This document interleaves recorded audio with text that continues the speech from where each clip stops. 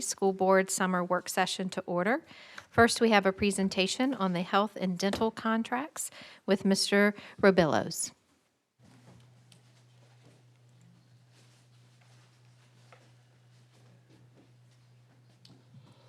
Good afternoon.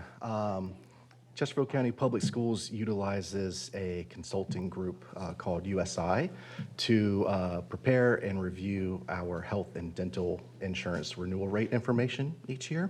And this year we have our consultant, Charlene Kinsey, here with us to review that information with you all today. Where am I pointing it? Here? Just right there. Okay. Hello. Good afternoon. It is 12.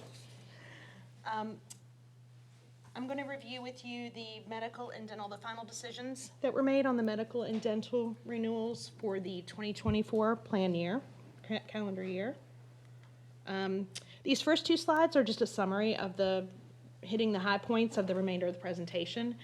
Chesterfield is in the second year of the contract with Anthem for medical and prescription drugs. Our preliminary projection recommended a 9.6% increase to current budget rates for the 2024 calendar year. The increase, that isn't a blended increase between the county and the schools, and it's based on claims paid from May 1 of 21 through April 30 of this year. The current enrollment combined from both entities is 10,894 employees.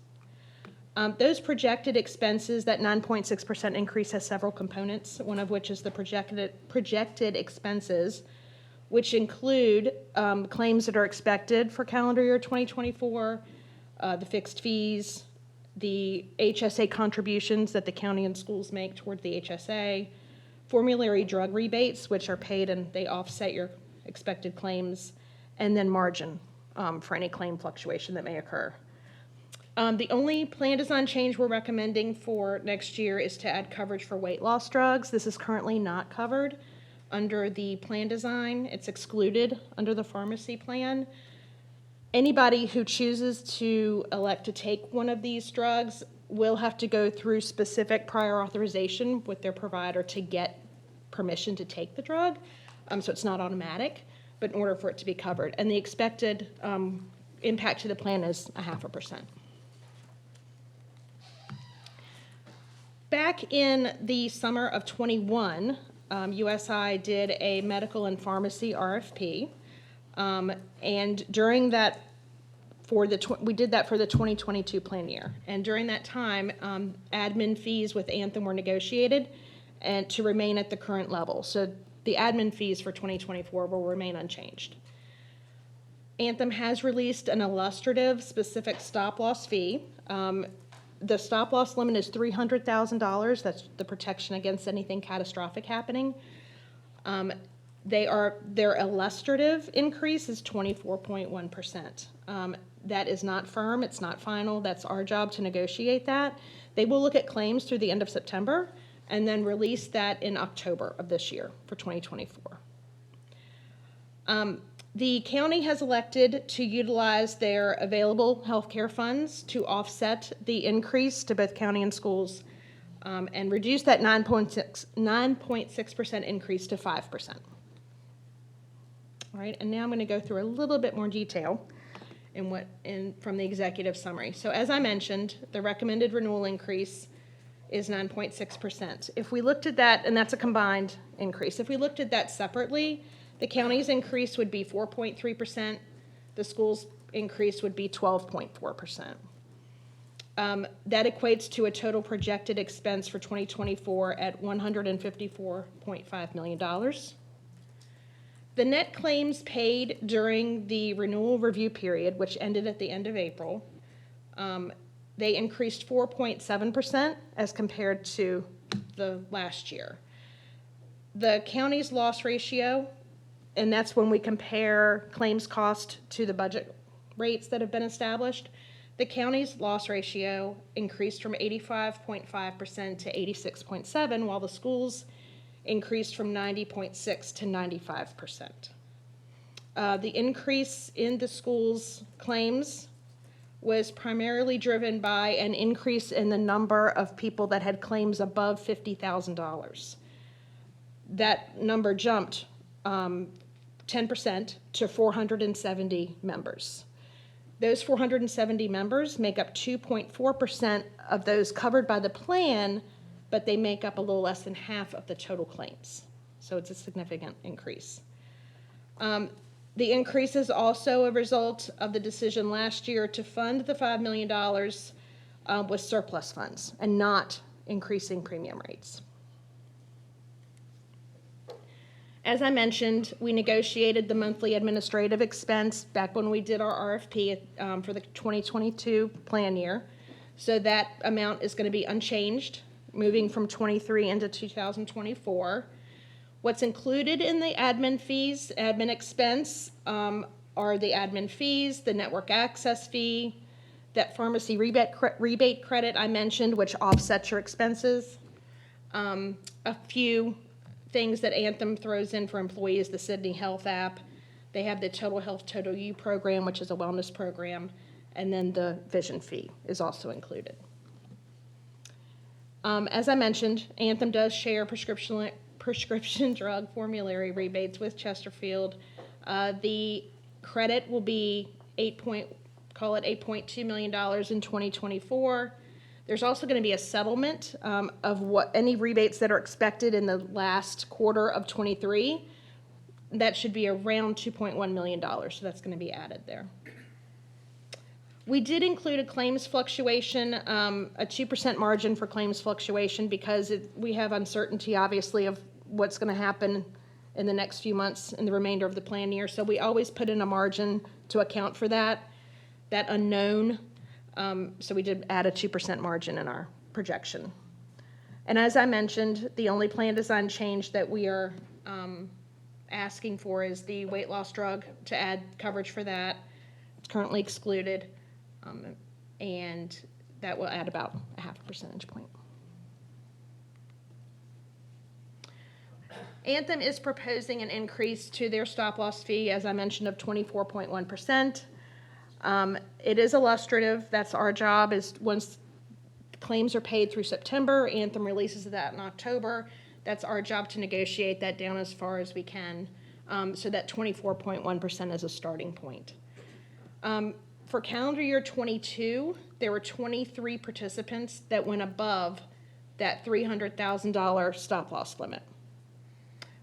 For the 2023 renewal, we did assist Chesterfield in marketing the stop-loss plan.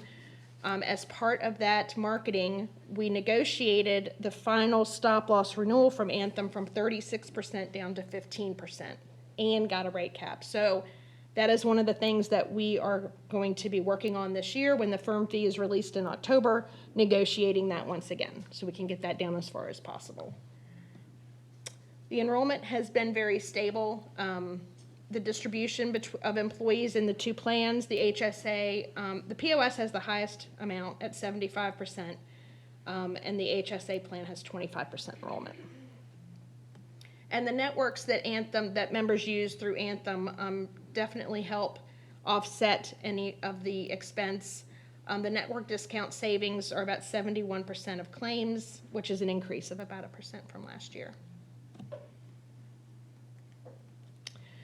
So once we presented to the county and the schools, and we presented our renewal analysis, the decision was made by the county finance department to reduce the increase to the 2024 premiums from 9.6% to 5%.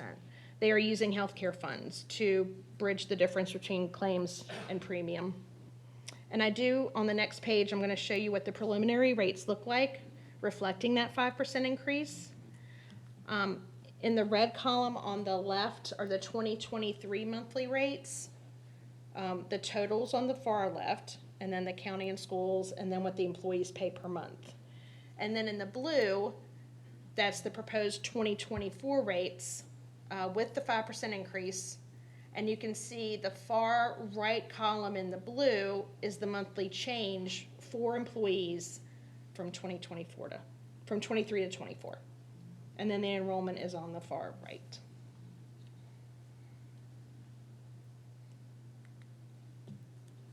And then to wrap up and completely switch gears to the dental plan, the 2024 plan year is the fourth year in the Delta Dental contract. The rates, when we marketed the plan a few years ago, they provided a rate increase cap for 2024 of 4.5%, and they are requesting that full increase, mainly because claims have increased 6.4% from last year, and they have not gotten an increase since 2021 when we marketed the plan. So this will be the first increase. Rates for 2025 are going to be subject to that 5% rate cap increase. Chesterfield County and schools both contribute $10 per employee per month towards the cost of the dental premiums, and that value is approximately $1.7 million, and the enrollment is 14,772 employees. And the breakdown between the three dental plans is shown below, with the highest enrollment being in the comprehensive plan. That's all I have. Thank you very much. Board members, is there any discussion? Thank you, Madam Chair. So just as I think I understand this, and from what I've seen on the previous slide, so, and correct me if I'm wrong, a county employee that works for, say, the police department, the fire department, or just one of the county services over there, are they actually, they're actually going to see less of an increase than the schools would see? No, No, okay. the rates are the same. Okay, thank you. Rates are the same for county and schools.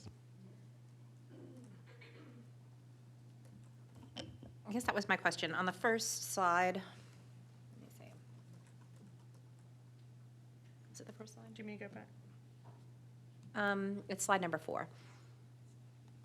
The county is seeing an increase of 4.3%, and CCPS is seeing an increase of 12.4%. Well, no, but it's a blended increase. If we were to look at it on a standalone basis, that's how much it would be, but you guys combine.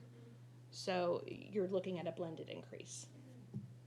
Yeah, but if we were to separate, if you didn't purchase together, and we were to look at it separately, the schools would receive a higher increase than the county.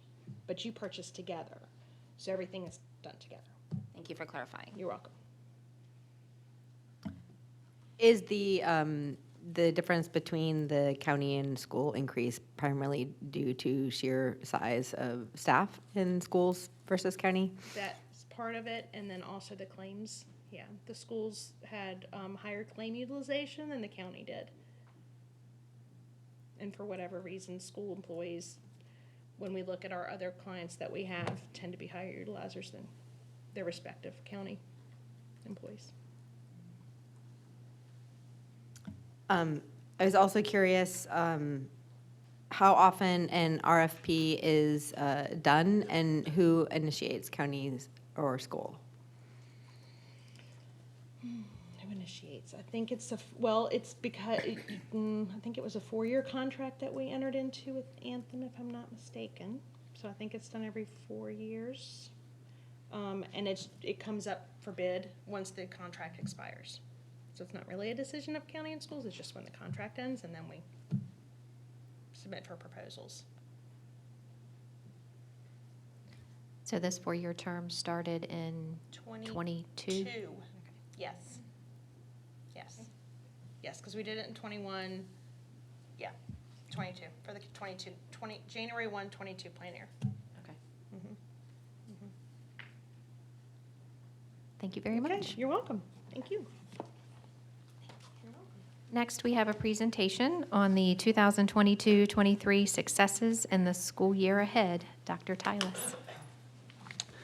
Madam Chair, fellow board members, Dr. Daugherty, with Teacher Work Week at full speed today in our schools in preparation of thousands of little feet arriving and carrying our hopes and dreams with them as they enter there and onward, it's a perfect time for us to provide this overview for both the CCPS successes from last year as well as plans for the upcoming school year. Before we launch into the presentation, though, I did feel it was appropriate to take a moment to thank the members of the CCPS leadership team who will speak with you today for their hard work and their ever-present passionate dedication to students, schools, families, and staff in helping spearhead efforts to get us ready for the 2023-2024 school year. Thank you. Simply put, they do an amazing job, often behind the scenes, and we are so grateful for their skills and talents in putting all the pieces together so the division's focus can remain on kids. To start this presentation, we did want to share some general information about the school system, and the goal here is to help establish the overall context in which people will be talking and how we operate, as well as to provide information here so it becomes part of our annual record.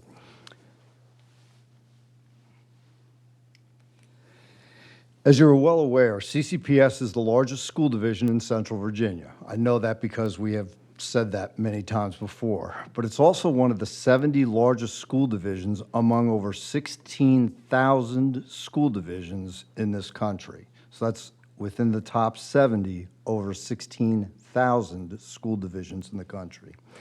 Annually, we have seen our student enrollment numbers continue to grow. When this is examined from a business perspective, Chesterfield Schools is one of the region's largest employers in that context. That growth in schools has provided a rich diversity from which, within this community, we have seen a similar pattern. In turn, CCPS has shifted services to support students from homes where we have seen higher poverty levels and where we have noted an increasing number of households where English is not the primary language spoken, which can also present specific challenges for students within schools. Our schools, teams, and staff work hard to infuse special education and gifted services to identified students. And while the academic focus within classrooms has led to on-time graduation rates over 90%, we're also proud of the work done within the expanded scope of career readiness, a topic you will hear our CAO address shortly in the context of record number of workplace certifications being earned by students this past year. Across Chesterfield, when both virtual and pre-K school settings are counted, CCPS has 67 elementary, middle, and high schools. We also operate 2 award-winning career and technical centers. Additionally, Chesterfield saw Dr. Daugherty's vision with the school board and the county support become a reality as we opened the state's first recovery academy for high school-age students last year. In impressive fashion, under Justin Savoy's direction, Chesterfield Recovery Academy received national recognition for their work. The Academy has also recently been named by the Virginia Association of Counties with their top Outstanding Achievement Award for large counties across the state. Very impressive, #1 for large counties across the state with a new initiative started last year and with your support. When mentioning the size of CCPS's workforce in comparison with other business operations in Central Virginia, it is also imperative to note the other operational elements beyond our core focus of student academics that allows this all to function. From a human resources team, which creatively sought candidates to fill numerous positions, to a budget and finance team tirelessly aligning revenue and expenditures, some of the actual numbers are just mind-boggling. For example, our buses travel 8 million plus miles per year. Our food and nutrition teams serve approximately 8 million meals annually. Taken as a whole, the daily logistics work and the counts and level of service they provide for children are truly impressive. No question about it, when you visit sites and see CCPS employees in action, the full-time and part-time staff do amazing work in each capacity in which they are involved with. And while many within our work team in CCPS have attained advanced degrees and national board certifications as master teachers, it is the collaborative effort, where everyone embodies a vision with a limitless passion to see students succeed, which has led to schools earning numerous state and national awards. And it is that common mission of putting students first that has resulted in designations from nationally known groups like Forbes naming CCPS as one of the country's best in-state employers. So, with that as the backdrop, I am pleased to bring forward each chief this afternoon to provide their division's highlights and plans for the 23-24 school year. You are invited with each presenter as they wrap up their points to ask any questions or potentially raise some points you feel needed to be raised. And as everything starts with student academic success at the core of what we do, we'd like to start with our Chief Academic Officer, Dr. Sharon Pope.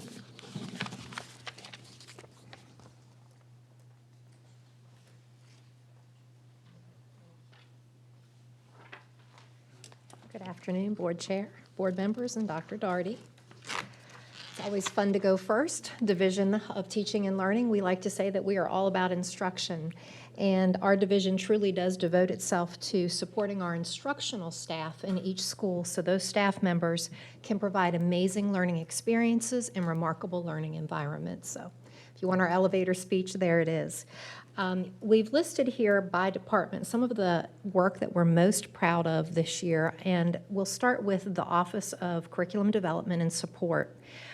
It was through much effort that a team led an RFP that extended over a year so that we were positioned as a school division to act immediately when the VDOE released its approved list of literacy supports. That happened in June, and we are already training teachers and materials are already delivered, and that's because we had that forethought to do that work in advance. Very happy with what that's going to mean for our elementary students. You'll hear more about that in our literacy update. Also focusing at the secondary level, making sure that we had enough digital licenses there to support students at the secondary level with literacy intervention. Our special education department, this is its first year under the leadership of Dr. Elaine Gould. One of her goals coming in was to really establish a very strong bridge of support between the central staff and our schools. And we decided we needed a little bit of a measure to be sure that we were putting our time behind that goal.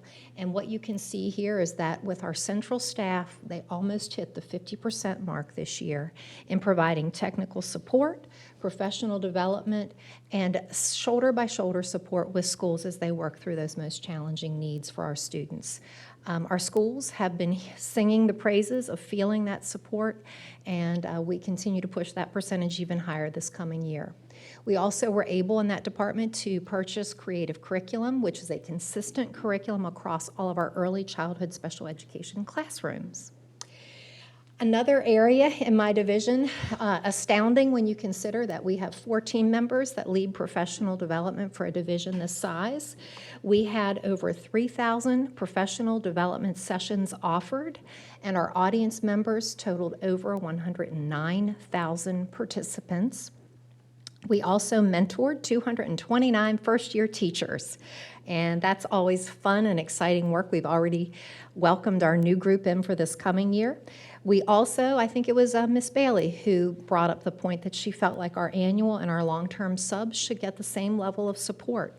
So we did. We set up a mentoring program that mirrored our first-year teacher program, offered that to 111 participants, and those employees either knew within the division to their school, maybe they transferred from one school to another, or new to Chesterfield coming in from another division, but with teaching experience, totaled over 1,000 employees, and they also had that mentoring transition support.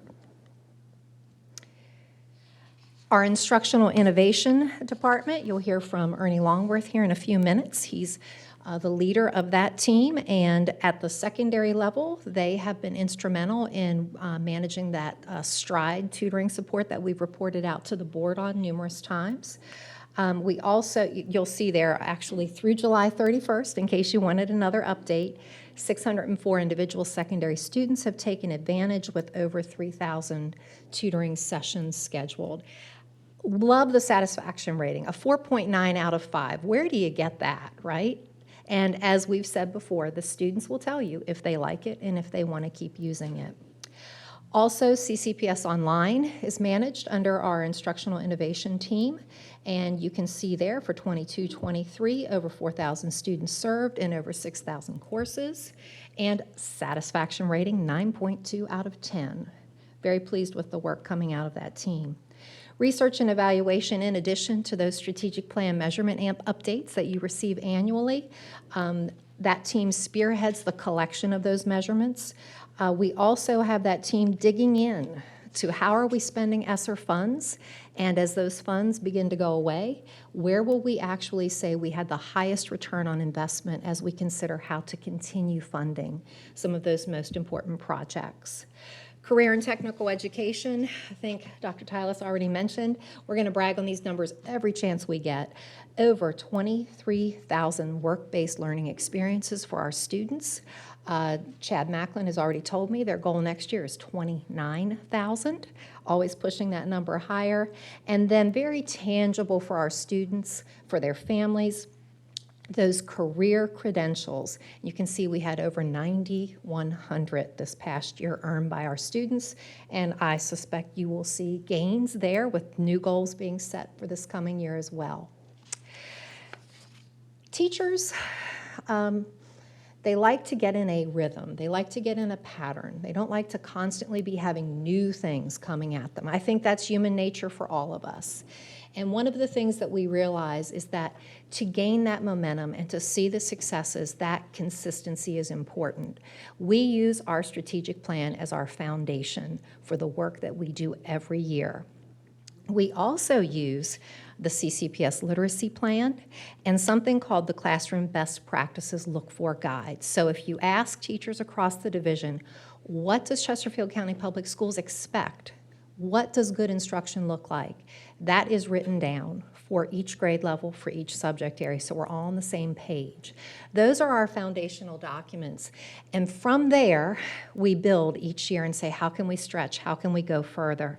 So just to show you a couple examples of what we've earmarked, this entire slide, as I ask my team leads, where do you really want to dig in this coming year? Where do you want to push further? You can see the examples. A few here that I'll point out when you hear from Ernie Longworth in a few minutes. The Department of Innovative Instruction will lead the experts within our division and across our division and outside of our division when you talk about the topic of artificial intelligence. Generative AI, what does that mean in the public school setting? Every school system needs to be looking at that. He's going to update you on that work, but that's new work for them this coming year. The Office of Professional Learning. Hey, we have something called Legos here. We know that it's an exciting way for students to learn, and how can we showcase that learning? We're going to have competitions and let students have some fun. Professional Learning will lead that up. That's new work for us this coming year. And as I go to my last slide, finishing up the divisions and offices that I'm here representing, you can see always asking, what are you going to do in addition this year? How are you going to stretch further? And as I've already referenced, Chad Macklin and his team are really going to focus in on pushing those work-based learning and career credential numbers even higher. So we could put a lot more on those slides, but I have a lot of chiefs lined up behind me. Do you have any questions on this particular section or work that you would like to ask that maybe I hadn't indicated? Just leave it open to the board to chime in as Okay. you need to. So this is kind of connected to the intro, but then also this slide. So in the intro, the almost 40% kids on free and reduced lunch. And I recently had the opportunity to read, and it's online, the Chesterfield Health District's Community Health Assessment Plan to kind of understand where, because I think it's important, 40%, what does that mean? So 19.9% of the people surveyed had an income of less than $10,000 a year. And hearing that, I mean, I have no idea how one might live on $10,000 a year. And then 17.9, so an additional 17.9% had an income between $10,000 and $19,999 a year. So when we say, that is incredibly challenging. But the connection to this slide, one of the things that they mentioned wanting was this career and technical education pathways opportunities. So we certainly have some work to do in other areas. I think it's more of the county side and meeting needs. But I thought it was pretty neat that this was identified as something that is needed, and we are providing that need. Yeah, so that is, I thought that was pretty. Absolutely, Pretty and I will say that, Chad wouldn't say this because he's not going to brag on the team that he directly works with, but I will. His team and our career and technical education program has won so many awards. They are award-winning. They are in the front. They are showing other school divisions how to do it. And he dug into this work immediately upon his arrival. I tease him that his master planning guide for this work is legal size paper, so it doesn't fit neatly on the corner of my desk like all the other 8.5, 11 by 11 documents. But I always say, Chad, yours is the odd size. And he's like, because we're a different way to get where students need to go. And it is very detailed work, and it has to be very well planned out. But I think they're showing other school divisions how to do that, and our numbers show that. So good to know that that is not only what we're providing, but absolutely a recognized need in that document. Ms. Haynes, thank you. And when you look at, what that means, if you're making less than $10,000 a year, it is our career connection that moves you into the next, that was really, meaningful. That's right, changes lives, right? Yep. Can change lives. Okay, thank you.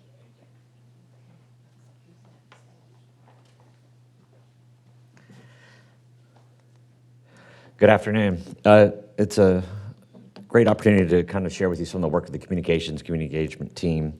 To start us off, communities and schools, obviously some preliminary outcomes here. Obviously their focus throughout the year obviously is changing and working directly with our families and students, really that individualized education. When you look at student conduct, people placement, obviously a lot of the work there is working closely with some of the disciplinary cases, but also the placement pieces, but certainly processing almost just over 1,100 cases. The alternative programs work we're doing, obviously looking at adult workforce and continuing education classes, serving close to 1,000 students. Our adult ESL classes, serving close to just over 800 students, as well as the adult GED, serving just shy of 300 students. When you look at the VHSL work we're doing, obviously the board's really well aware of the work you've done and closely with Dr. Murray in adding the DIVE program for additional athletic opportunity, as well as our work in training the DSAs and the high school principals when it comes to the procedures, linked closely to the audit findings, which we appreciate the work for the auditing team there, as well as implementing the GoFan ticketing, e-ticketing process. Superintendent Student Advisory Group, obviously also known as SAGE, their work this past year has been with teacher recruitment and retention. Our printing services team, obviously that's a shared program with the county government. We're really proud of that shared service. Obviously it worked to lower some prices on our work. Certainly that division is closely impacted by the costs that which you have no bearing over when it comes to printing and ink, but obviously trying to limit obviously the pricing increases along the way. Our creative and media services team works closely with the division website as well as enhancing the websites for all of our schools. Also, the work they're doing with the guidance and support tools for students, departments, as well as the school board. And also working closely to create and enhance some additional avenues to share information with their families in the community.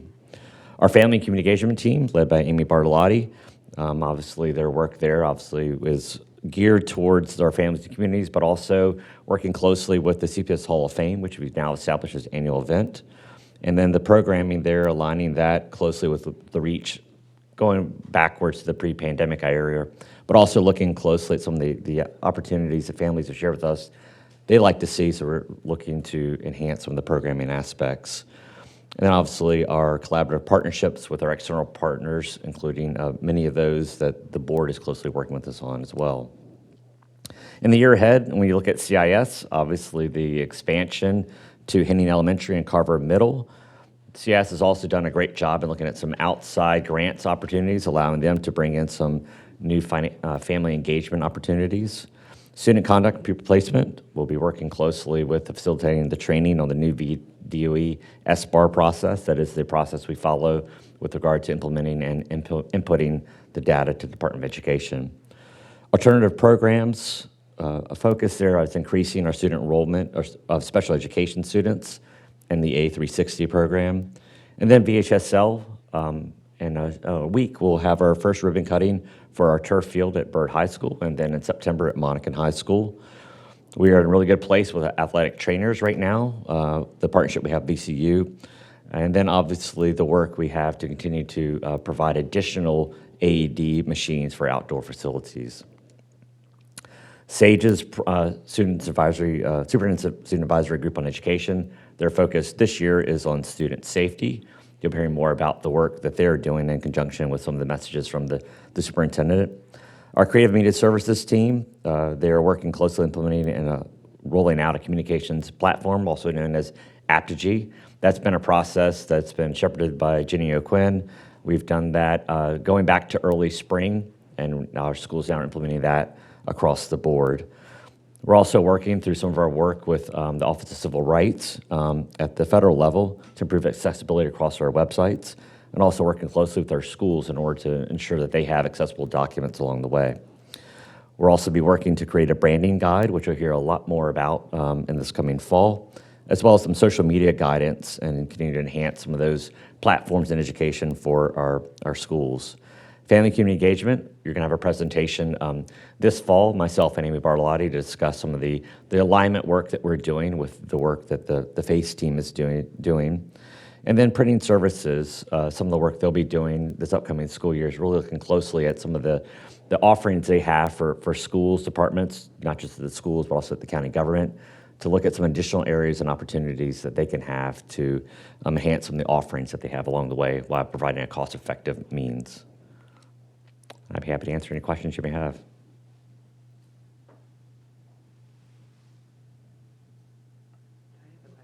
I know, we're all just like, come on. I have a couple of questions. So how many AEDs are remaining? Do you know? All of our schools have AEDs. These are On the field? additional, yes, these are additional Okay. AEDs.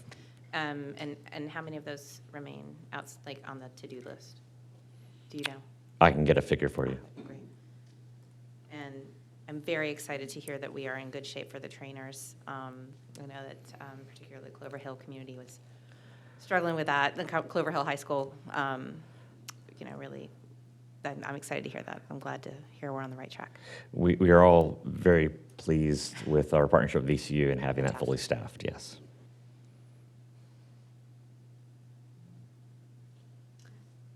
I was curious, since you mentioned the increased student presence on the Equity Advisory Committee, what sort of the students' top concern was when it comes to that committee?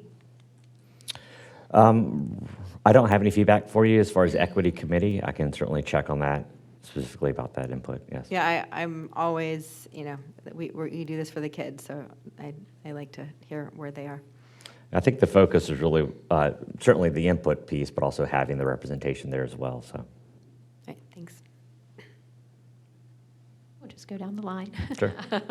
No, I just want to just say kudos to the FACE committee and program, because I know Amy has done a hard work on getting our participate teachers lined up this summer, and so it just, the work goes beyond, the families and our students. It goes, obviously to our parent or to our teachers, and so just to see her hard work there and the whole group's hard work to get that up and running. So just, I had to do a shout out there to Amy. Yes, no, I share that as well. I think a lot of the work they do too is structured along the lines of new engagement opportunities, and that's ever changing. And Participate's been a very exciting program. We're just at the forefront of that. I know one of the messages going out today from Dr. Doherty to all the staff, let alone the welcome back piece.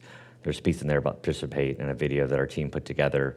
But it's exciting to see that program, and we often remark about that program alone, just everything that those new staff members are doing to leave their home country to come work for our school division. From an HR recruitment perspective, it's exciting to think how that program can grow. You figure in 5 years, that could be 150 people in our school division, but let alone that, but also the aspect that what a great opportunity for students to learn from someone from a different country too. Yeah. Very remarkable. Ms. Harder? Sure. Right. Interested about the AEDs. Yeah, I'll get you a figure. We've been seeing more across just the country everywhere. Maybe it's just we're paying more attention to it, but students having cardiac arrest and young people having. And just to clarify, I mean, we have had ADs in our schools. That is a law that we comply with.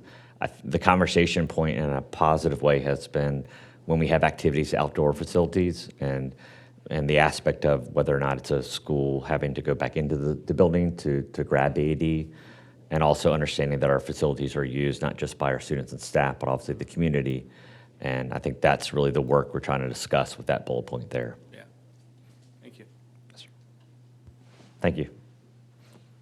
Mr. Meister.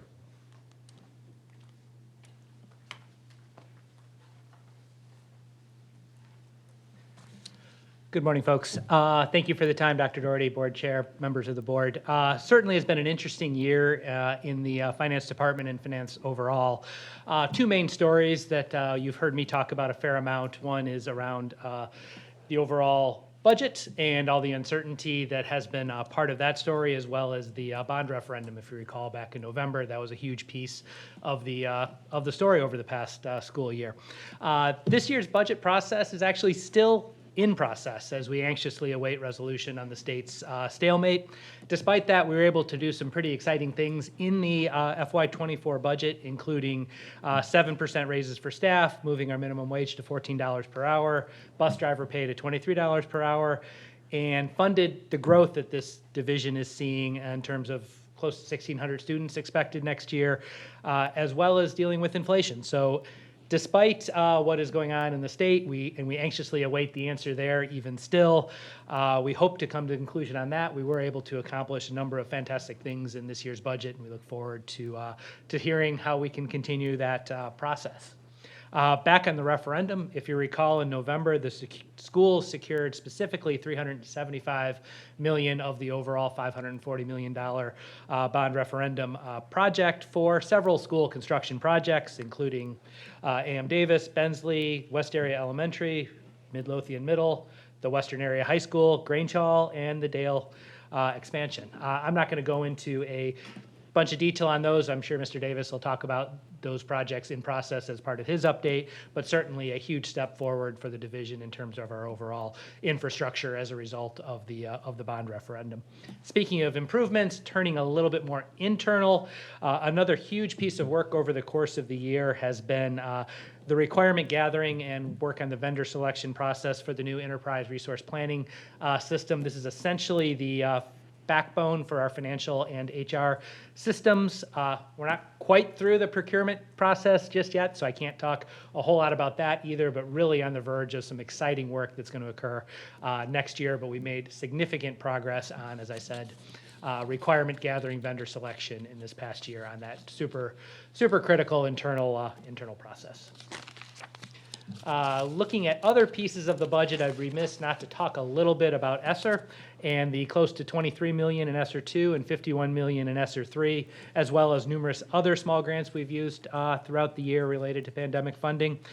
We've used these funds really to support staff, to support students, to support our buildings, including everything from stipends to HVAC work, improved technology, additional staffing in our schools, such as annual substitutes, custodians, mental health support, instructional support. You heard Dr. Pope mention earlier, literacy programming. Some of that funding came out of this particular ESSER funding as well. So we've been able to do a lot of really great, important, student-centered work with these ESSER funds over the course of last year. One more year on that. You'll hear me talk a little bit more about that as I flip to the next page. Lastly, I do want to pause for a moment for the other part of my role, which is supporting the food service team. They did some amazing work this year. You heard Dr. Tylis mention 8 million meals served this past year. They did that in the process of transferring back to what I'll call traditional food service. If you recall, during the pandemic, universal free meals was provided. We were able to continue that for our 30 CEP schools last year, but the remaining schools did have a transition back to sort of business as usual, where some kids were required to pay for their meals who did not otherwise qualify for free and reduced, and our team executed that really well, and we got people in and out of the food lines quickly and got them fed, which is fantastic. Looking even further out, we took the first giant step toward really modernizing our food service infrastructure as well by procuring a food service warehouse. We're still in the process of bringing that up to speed, but that's going to create all sorts of opportunities for our kids and for our food service staff for more efficiencies and effective food service program, which again, I'll talk about as we flip to what we're excited about next year.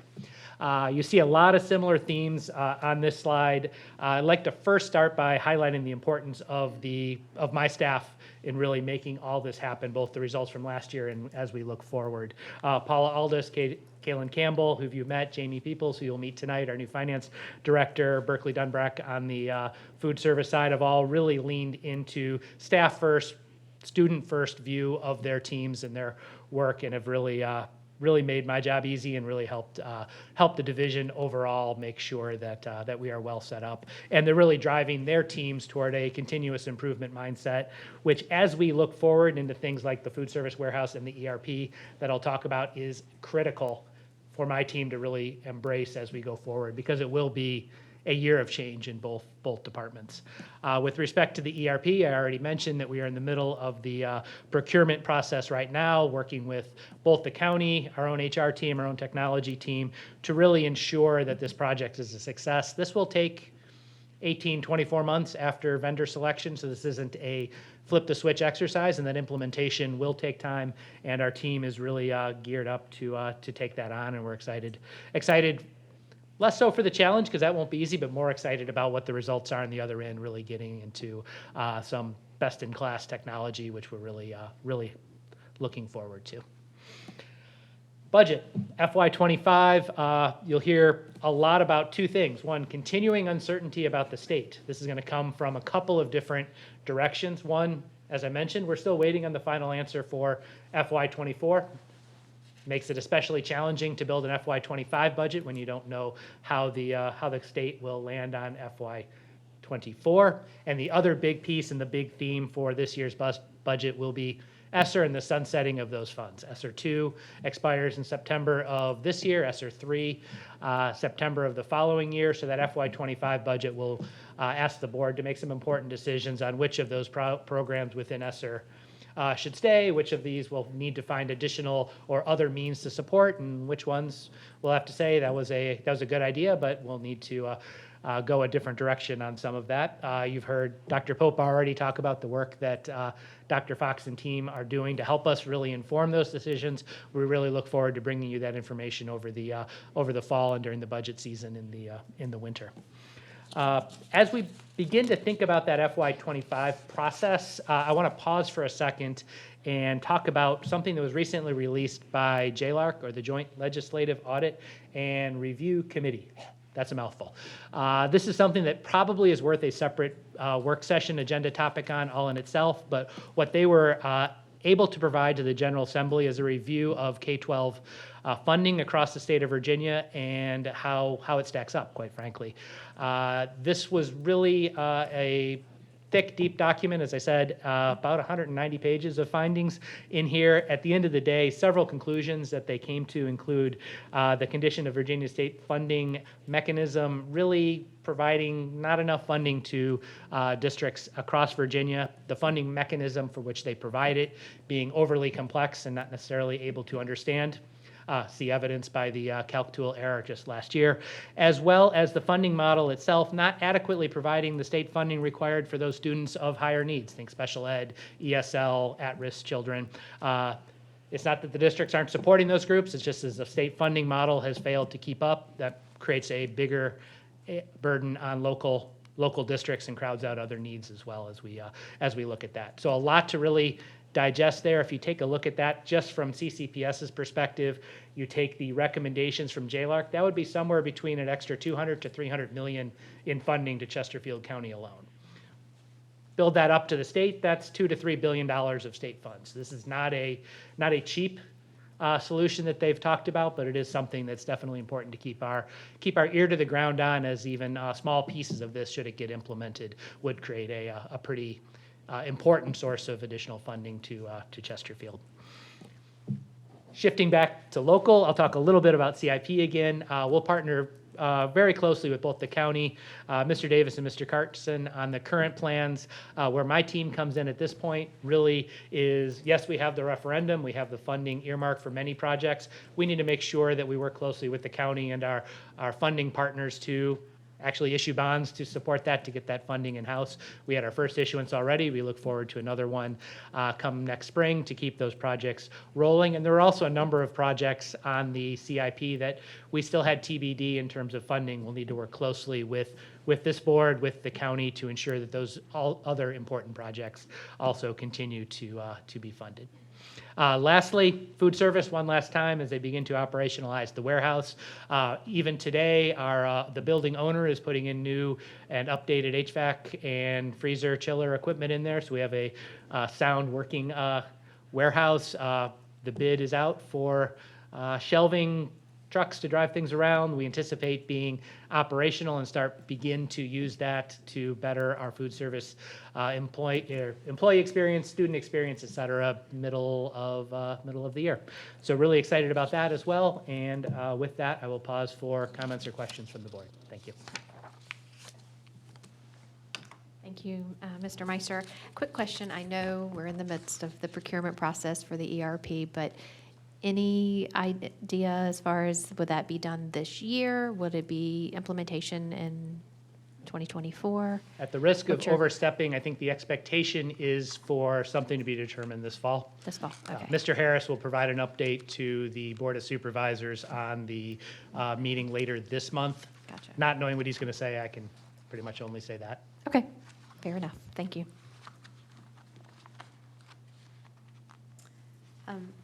A couple questions or points. I was curious with the food service warehouse, which I just think is so amazing and also highlights the benefits of being a large district and the economies of scale that we can leverage. If we are working sort of with a lot of local partners like the Chesterfield Farm Bureau. Yeah, that's actually one of the huge advantages of this. By going to a warehouse, we're able to take smaller deliveries from local farms, that's an example, where today it's really tough to ask a local farmer to deliver to 67 buildings, for example. But if we can procure tomatoes from 4 or 5 separate local producers, for example, and have them delivered to our warehouse, and Berkeley's team take ownership of getting those out to our schools, think about how much better, faster the quality of the food will be and the overall experience. So, and we're working with obviously local consortiums all over the area to help support that.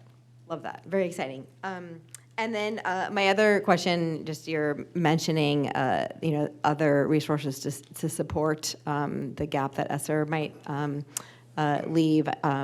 I've been doing some of my own research, just this board having made the bold and step of making sure that there's a nurse in every school, and so that comes with a increased price tag and a very strained budget. I discovered, and I know we're on it, the new Medicaid funding that's going to be available to provide school-based services. Grants are going to be available in 2024. I'd love to know if we've explored, and I'm very new to this, right, just like looking for money in very strained times, if we've explored the possibility of using, partnering with MCOs instead of doing the more traditional fee-for-service. It's my understanding that some districts have moved to an MCO model, and that is much more efficient and also provides for a continuity of care, because if it's, something that is not best handled inside school, then that information can be shared with the MCO, since I think it's about 90 to 95% of kids on Medicaid are in an MCO plan. So just as we are researching this, and we tend to be ahead of the game, that's right. That's why we are ready for the Literacy Act before maybe some of our partner districts, but to make sure that we are really exploring everything, even including, does it make sense to establish relationships with MCOs instead of fee-for-service? So we're better poised to leverage this funding. Yeah, think it's something we should consider as we go forward. To date, we've largely been focused on understanding and interpreting the new Medicaid guidelines and making sure we can implement those appropriately. But I'd love to speak offline on what you found there. Thanks. Hello. So I have, first of all, I wanted to thank you for contextualizing the JLARC study in dollars, what that means to CCPS. That's really helpful. $200 to $300 million additional to our annual budget. So that's significant. And so thank you for figuring that out. And before you leave that point, one thing I will want to stress, I probably said it already, but in case I don't, JLARC's recommendation wasn't to do this all short-term, right? This is a Right, ongoing. ongoing challenge, and some of the questions that they raise in there are relatively complex, and they recognize that that's not something that the General Assembly could bite off right away. But to your point, putting the dollar tag on it is telling. I'm sure that they will move at the speed of government, no doubt. And do you have, I know you have your ear to the ground between you and Mr. Smith. You guys have like some sort of insider scoop on that final budget. I know you guys, you got your finger on the pulse. No, I mean, I think the best way I would characterize it, I think there's two scenarios that we're looking at now. One in which they actually come to some sort of compromise in the near term. I know there's been some recent back and forth between the House and Senate. I have not heard much of anything that came out of those discussions a week and a half, 2 weeks ago or so. So option one is something comes out of that and we're surprised. Option number two is the one that I'm not looking forward to, where it becomes part of the December governor's budget rollout, and we start the process with the FY25 discussion. Yeah. But I don't know if Mr. Smith has other comments on that. Did you get your magic 8-ball? Just Just to point out two additional things. I mean, they are going back and forth as far as different proposals back and forth between the House and Senate. I do think you're more likely to see things moving towards the December process. I mean, we're getting so far removed to it, and I think, but I do also want to clarify, not because anything that Bob said, but just for the public, that we're talking again about amendments to the state budget. So there is a state budget in place. We do have funding. We're talking about the Commonwealth trying to determine they have several billions of dollars, and they just cannot grapple with how to spend that much money. We provided opportunities for them to spend in education, so we, like everybody else, are waiting to hear back. So yeah, I've got some ideas about how they can spend the money too. And that was my polite version. It's very polite. And then my last question, and I'm not sure if you're going to be able to answer this today, but when we talk, the community eligibility provision plan that we've put into place, and I've just been thinking about that over the summer, and how are we tracking data about, low-income students who attend CEP schools if they don't fill out because my understanding is that traditionally we use the free and reduced lunch application to track the percentage of low-income students. So how do we know that, how many students there are in the school, and then how do we use that? How does that apply to our per pupil allocation, our school-based allocations? I think couple different answers to that. One is on a macro level, yes, you're right. Once you are on the CEP, we are not allowed to process the application for free and reduced meals anymore. It's generally an equity thing. It's a state requirement and federal, quite frankly, requirement as part of that. So how we tell what the overall rates are for the school, there's something called a ISP, I'm forgetting what they stand for, but Identified Student Percentage, I got it, that uses known factors, Medicaid, are they on McKinney-Vento, things like that, that's used it. And then there is a multiplier that's specific to Central Virginia, Chesterfield County, to extract that up to get to the school percentage.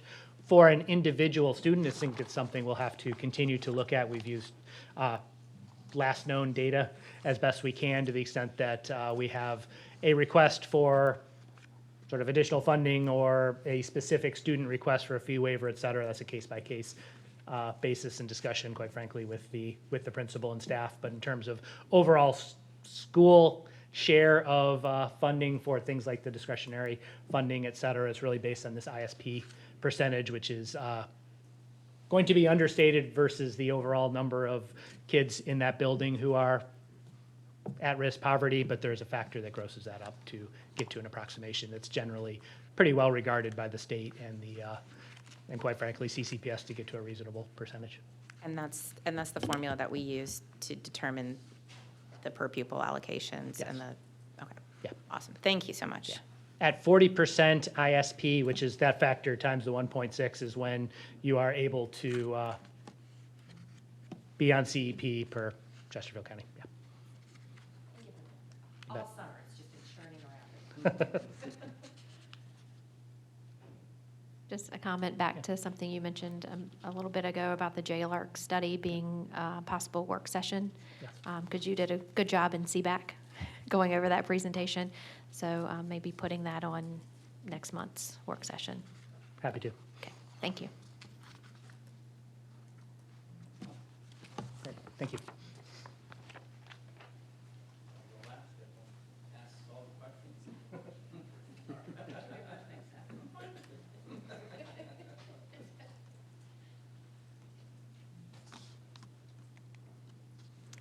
Well, good afternoon. I'm pleased to have the opportunity to continue our presentation on successes and plans for the new year by sharing some successes from the Department of Human Resources and Talent Management.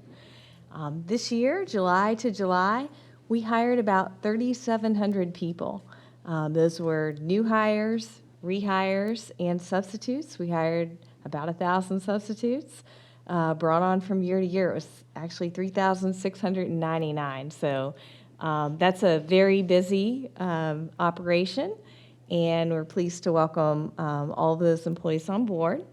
We also implemented Salary Study 1 and Salary Study 2, with which you're very familiar, with no internal audit findings and no recommendations. And they shared with us that was the first audit they'd done, at least in 4 years, county or schools without recommendations. So we're really excited and pleased. We really value our employees and the work that the board is doing with investing in employee salaries, and we're really pleased to have a clean audit in implementing that.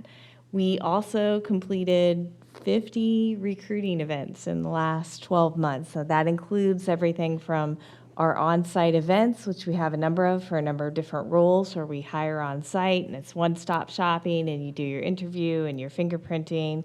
Also, we've had informational events because many new pathways have become available to obtaining teacher certification that people want to learn about as they're considering changing careers. And we've also attended a number of community events as well as a number of college events, and both in-person and virtual events. So we're trying to really be active with engaging potential employees. We have 3 times as many bus drivers in training status as we did last July. So the second week of July, we took that measurement. We had a bus driver job fair in April. We had another one the end of June. And then we subsequently had another one the end of July where we made 83 more offers. So over the weekend, I think we have 79 bus drivers in training status, another 57 in medical, 42 in background check, 4 in offer stage, and 27 more to interview. So we're very pleased about that. And as my colleague mentioned, the starting rate for bus drivers has changed to $23 an hour this year. And that was part of the feedback that we got from bus drivers. And so it does appear that there's a lot of interest in that position as the school year begins. We also interviewed 1,500 substitute applicants in the last year, and we increased the number of substitutes by 65%. And we increased our average substitute fill rate to 80 to 86% on average, depending on the day of the week and the time of the year. Our goal is 90%. That was kind of the gold standard pre-pandemic. But at our low point, we were, mid-60s. So it's a significant increase in both the number of subs and the percentage of time that's filled. And we know that's an important working condition for our teachers. I can remember those times where you wake up in the middle of the night, you have a fever, you caught something from your class, and, you have those sub-plans, but someone, needs to be there to make sure that students have a productive day. So we continue to work on that, and our trends are going in the right direction. We think that we will be on track by next spring to have the right number of substitutes for our size school system. We have successfully assumed the drug and alcohol program from Chesterfield County government. This primarily applies to our CDL holders, and we did that in the spring of 2023, end of March, 1st of April. We now do random testing for CDL positions and implement the reasonable suspicion protocol. And in the past, the county, that was a service they had provided. And it's going well. We're very pleased with how that's going. We requested an audit as we took over the program so that we could learn. We've trained 3 staff members in this program, and there's a lot of federal reporting that goes along with it. We wanted to make sure that everything was aligned, and we're very pleased with how the first quarter of that has gone, and we're looking forward to a full quarter as we start the new school year. We also had 99.8% accuracy rate on delivering contracts and notices of assignment. We know historically that's been a challenge. Our HRIS team jokes that our systems are held together with bubble gum and barbed wire, but not for long because we have that ERP coming. And we've continued to try to improve that each year, and we're pleased with that launch this year. We've also digitized all of our central personnel and benefits files, and now we are working with schools to digitize their personnel files. So the Library of Virginia has specific definitions for personnel files and what elements are in them, and also, security of personnel files. And we have now digitized 14 schools. We've also written standard operating procedures for what to do in the future, like if someone retires and they have some school-based materials that might be considered part of a personnel file, kind of a checklist for what we do with that. So we're very pleased with that. And in the coming year, we are really looking forward to our first full year of our partnership with Participate Learning. We've had 29 of our 30 teachers have arrived. One that we hired a little bit late is arriving Thursday, so we're excited about that. And they're from 9 countries, and it was really exciting to see them arrive, get settled, to see them at the new teacher events last week after really working with Participate Learning since last fall. Planning for this partnership and their arrival. So we're very excited about having certified, experienced teachers from other countries and the cultural exchange that's going to occur. And we also have launched our partnership with iTeach. It was approved by the State Board of Education this summer to expand access to teacher licensing among those who are switching careers.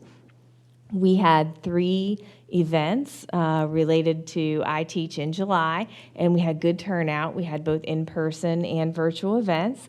So a lot of interest in that, and as we continue to hire, as we approach the launch of the new school year and students arrive next week, we're going to be continuing to work with those teachers to explain all of the various options for becoming certified in the state of Virginia.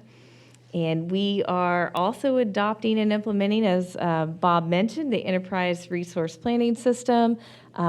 We know that's going to affect a number of HR modules, everything from applicant tracking, the first thing an applicant's going to see, about our school system as they apply, to their onboarding experience, to our core HRIS, data systems, to the amount of reports and data analytics that are available to us that we can run. So we're really excited about all of those pieces and looking forward to partnering both with our partners in finance and with the county government on that project. We are continuing the digitization of school personnel records, and this year we project that we're going to finish all of the high schools. We are also prioritizing any school that's going to make a physical location move, so that all those files can be digitized prior to their move. We are working with licensure. They're doing a number of lunch and learn events. Their goal this year is to kind of become more front-facing and differentiate their communication with our staff, because we do have so many more people who are looking at becoming teachers, but not in the traditional way. They didn't, go through an undergraduate program in teacher education. And so that requires a little more advice and a little more individualization than in the past. And they've been able to do presentations. They had standing room only presentations every time the first day of teacher work week.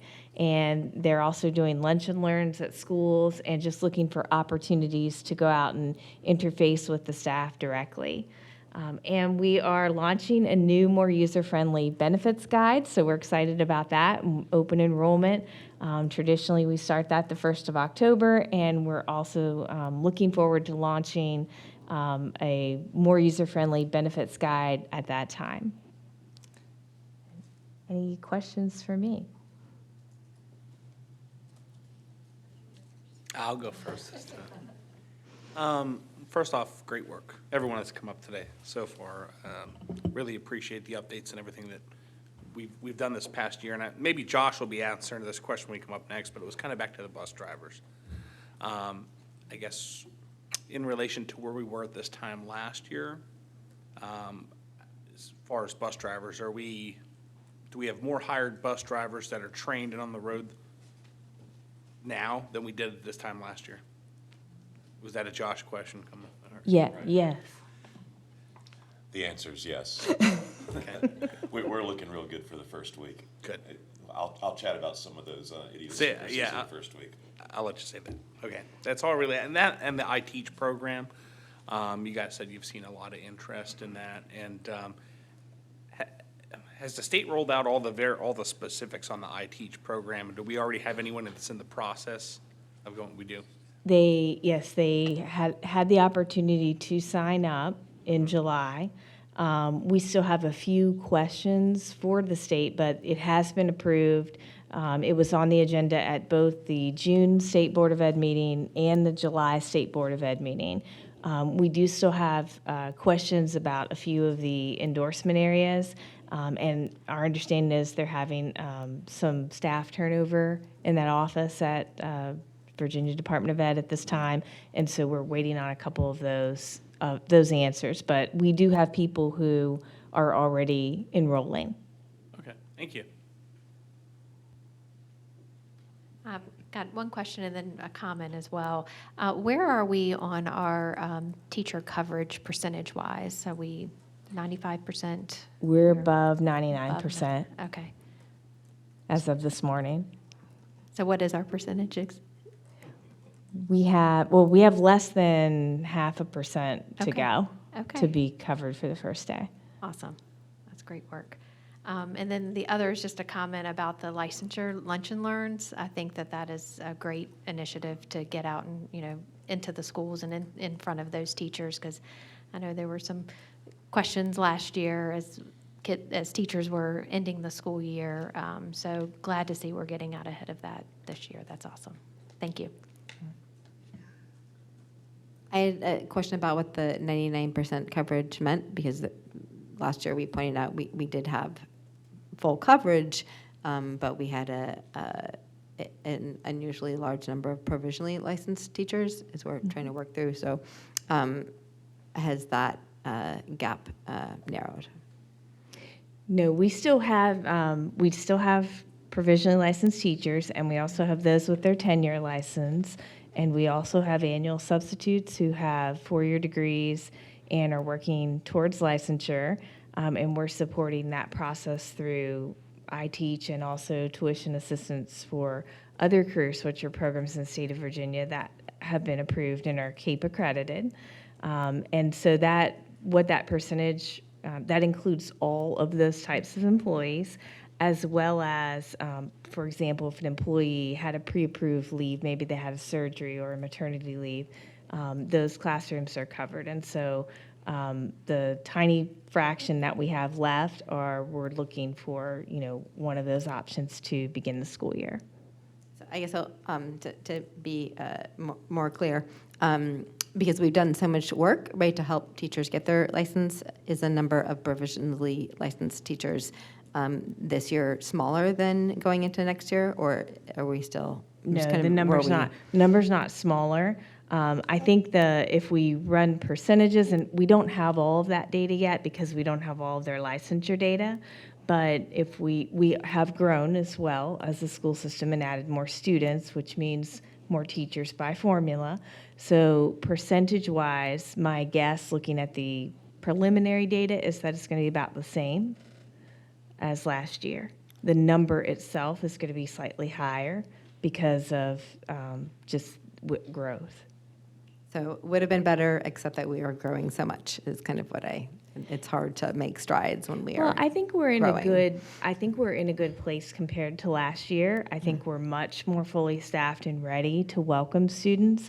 And I think the work this year is different. I mean, the work this year is, supporting the Participate program. It's helping the teachers that we already have and our annual substitutes who've done a good job and want to return and want to work with our kids and have bachelor's degrees and lots of life experiences, helping them to navigate that, teacher licensure process with all of these new avenues we have. So I think it's shifted from getting, enough people to we found people who want to work with our students who have a lot of talent and experiences, and trying to help those folks learn more about pedagogy, about classroom management, and help them navigate that licensure process. That's good news. Thank you. Madam Chair, just something that was asked, but to Kim as well. We were able this year to bring in all of our new teachers, all the new people in our buildings, during New Teacher Week for some almost 700 individuals. We brought in last year's new people as well to help just give them a stronger start to the school year before everyone came in this week, which was very beneficial for the 2 days we had them on that Tuesday and Wednesday of last week. It was very intense, but also they were appreciative of getting the information at that time on operation of classrooms, understanding content, delivering lessons as well. Good refresher for the teachers from last year, too. So, yeah, that's good.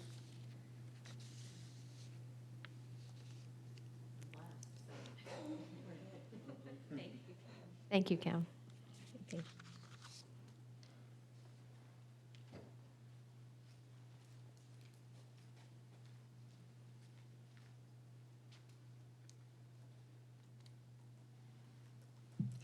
Good afternoon, Madam Chair, members of the board, Dr. Doherty. It's a pleasure to be here as we enter a new school year. My slides are a little briefer than some that you've seen. I'm kind of trying to paint some broad brushes, but we'll certainly be happy to talk about some specifics. And if there's some detailed questions that I can't recite off the top of my head, I'll be happy to fill you in.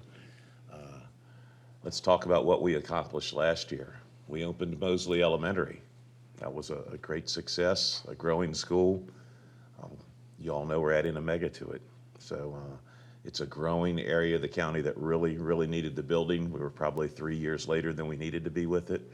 But great leadership out there in all elements of conducting our instructional operations. But breaking ground at Falling Creek Middle was also very important. We recall the extra funding bonds that the county were able to put together so we could get those two projects underway, and we'll speak about WAMs here in a little bit. Falling Creek Middle is well underway. It will be done on time. Dr. High and Dr. Wozniak and I took a tour just last week, and we joked about opening at spring break. That's not feasible, but they're really making very good progress. And you see the magnitude and the size of the building when you first walk in the hallway and look to the left where the cafeteria is. Those dining spaces are significantly larger than we've seen at the middle school level before, and that theme continued as you go down the hall and you see the gymnasium, the auxiliary gymnasium, the auditorium, the locker rooms, and so forth.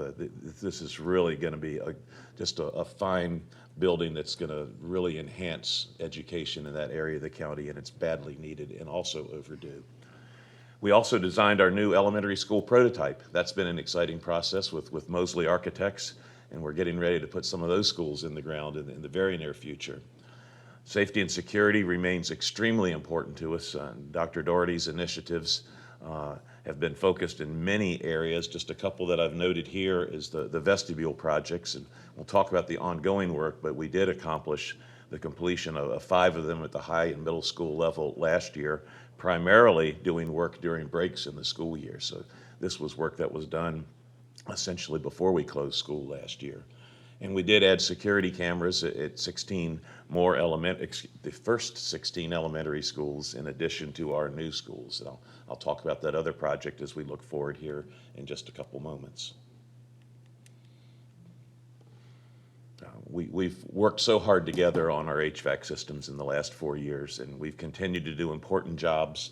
And we do have to highlight that we used the ESSER funding, about $1.9 million, to add the UV lighting, which provides that even further disinfection of our ventilated air at 15 schools. We'll be curious to see how those systems operate and are maintained in the near future. Maintained safe and clean buildings, and we accomplished APA Level 2 for cleanliness. That is maintained. I'm going to jump ahead. I went to about 31 buildings in the last 2 weeks. The buildings really look good, and our team of day porters, which we've been able to hire thanks to the increased wages and bonus program, and the partnership with our custodial contractors has really paid dividends. Both of those groups really hit the groove last year, and they've done extremely well this summer. Our preventive maintenance program has continued to grow. Mr. Thoma briefed you back in June about how we've gone beyond HVAC to roofing and electrical systems, and that's helping us stay on top of these areas where the old buildings that we have are going to have issues.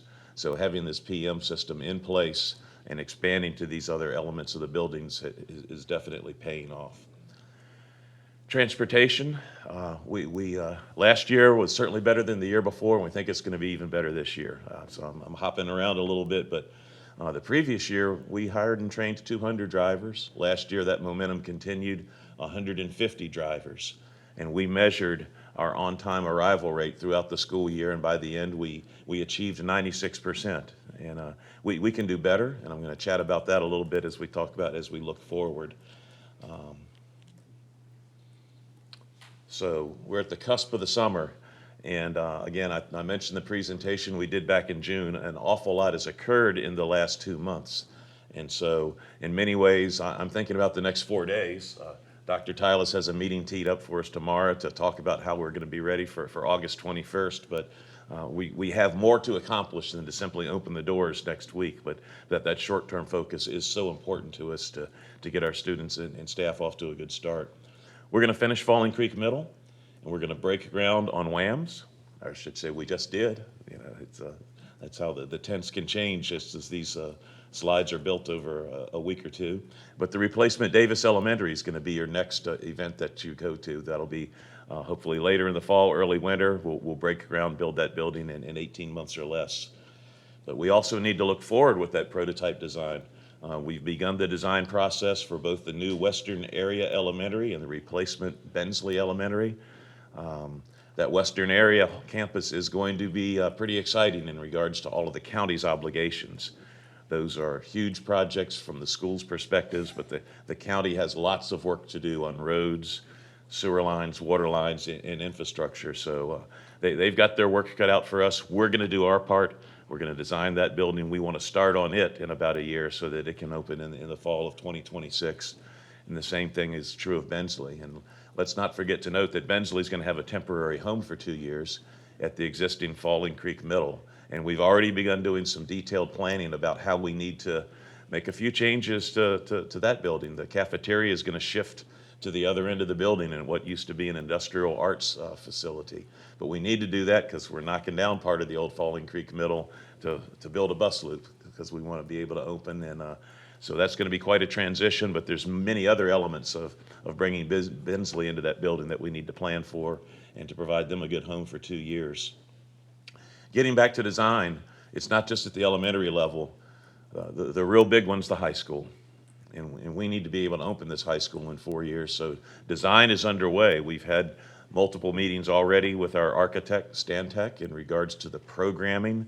The really smart folks that have been high school principals have been getting together to determine how many classrooms we need in each of our respective categories, aiming for that full program capacity of 2,400 students. And that's just not a Xerox of Cosby or Clover Hill. We've got to build that next Chesterfield school that's going to meet the needs for all of our students and programs. And it's going to happen somewhere in that very busy, growing western area of the county. We're looking forward to our partnership with the county and a final decision about where that site is going to be. That's going to be a very, very important decision, because our architect needs to get to work on that site and start that lengthy process. The Dale District Elementary School also doesn't have land. It also doesn't have funding. As Mr. Meister referred to, we do have some projects that are TBD. We'd like to see this done in time to open in the fall of 2026. But again, we need the land, it needs to be identified, and the dollars need to be found. So that's our stretch goal. I hope we can achieve it. Those students also need it. You recall making the case about how many classrooms we have in the schools that would be supported. And we could probably make the case for 2 new schools, but let's get that first one under our belt and get the planning underway. Backing down from construction a little bit to our day-to-day operations, Mr. Thuma's team has implemented the new facilities maintenance management system. It's called FMX. We turned the switch on July 1st, and it does everything from helping schools write work orders to doing their external events. And it's interesting to see how that applies at a place like the CTC Whole Conference Center, and getting someone like Peyton and his team on board to use a new system. And so far so good, and we're expecting that to really be seamless to our customers. Well, actually, we hope that the customers will notice and say that this is better. A more important system that we've chatted about briefly that is going to continue over a period of years is building automation. We had an engineer that briefed us about 18 months ago on the Siemens system that we were using and all that proprietary software, and the fact that it was sunsetting.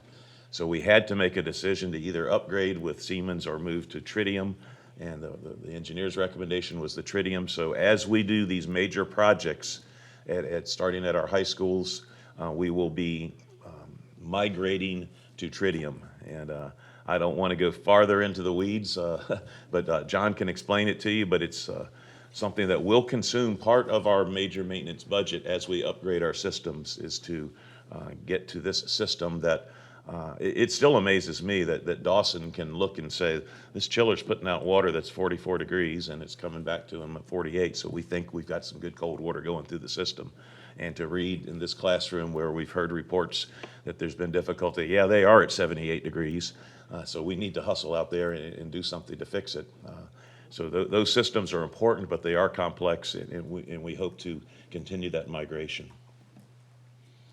I mentioned the security systems and how important they are to us, and frankly, we wish we were further along in a couple of these, both the security camera and the vestibule upgrades. But starting with the cameras, 4 of the 16 schools are operating now. We expect about 3 more to be finished this week, and they're going to be biting off 2 or 3 every 2 to 3 weeks. So it will be probably late November before all of the 16 schools are operational. And we know how important they are. We know the schools that have had them, how they've been so useful to them, and it's, from solving small things to preventing big things. And preventing the big things is what we really need and want. We want the bad guys to know that Chesterfield has surveillance in place, so that if they commit a bad act, that they'll be seen and recorded and prosecuted.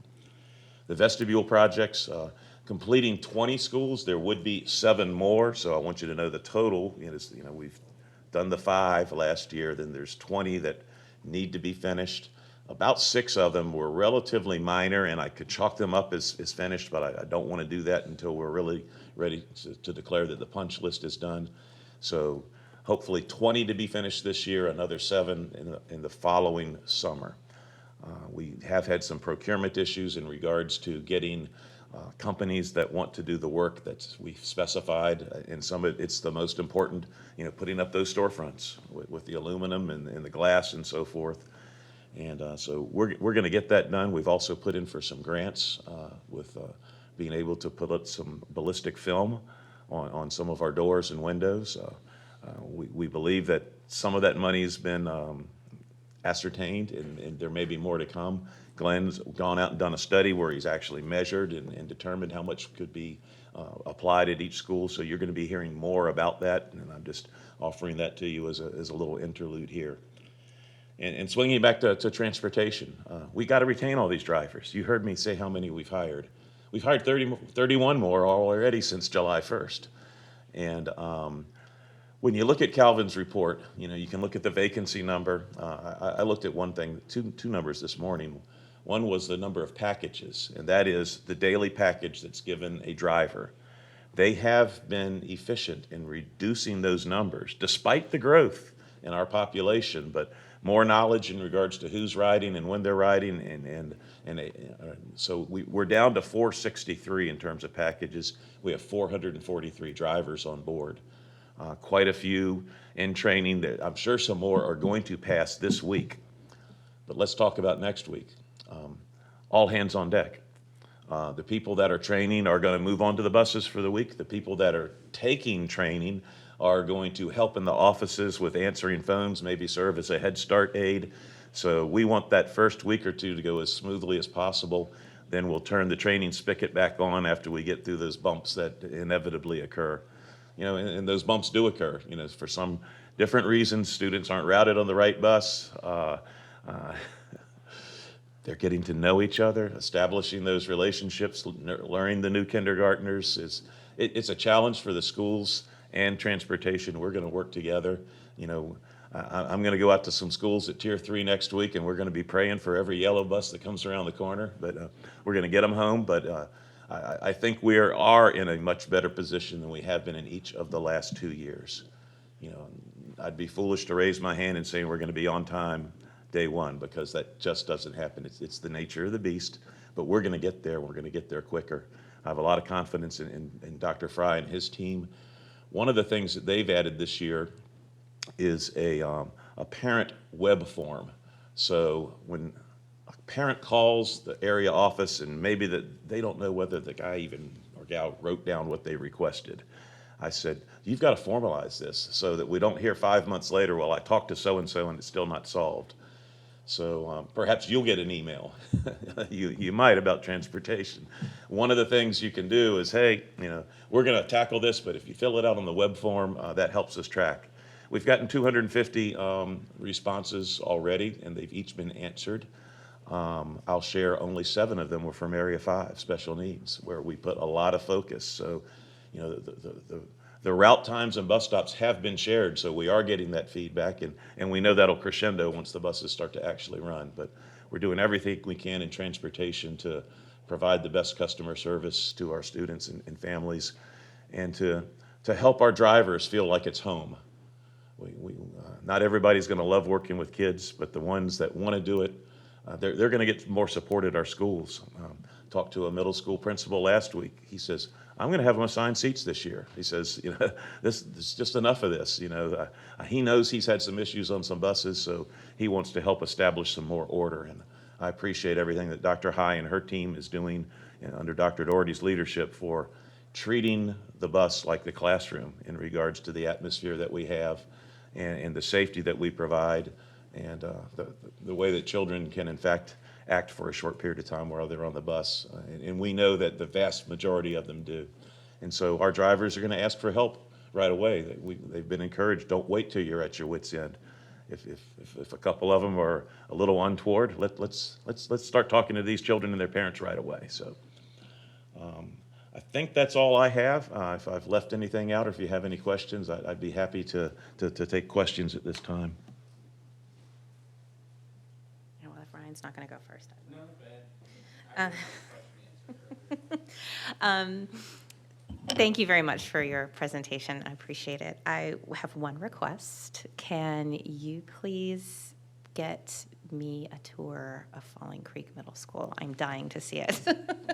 Let's do that. Yes, I would love to see the progress. I've heard little chatter about how great it is, and I can't wait to get my eyes on it. So I would love to come, and I'll even wear a hard hat and boots. You remember going through Reams 2 Yes, years ago? yes. Yeah. This is another level of magnitude. Right, yeah. And the pictures don't do it justice either, so be happy to arrange that. I would love that. for Really any of you appreciate in the that. near future. And then my other question is about the three high schools that are slated to have camera upgrades.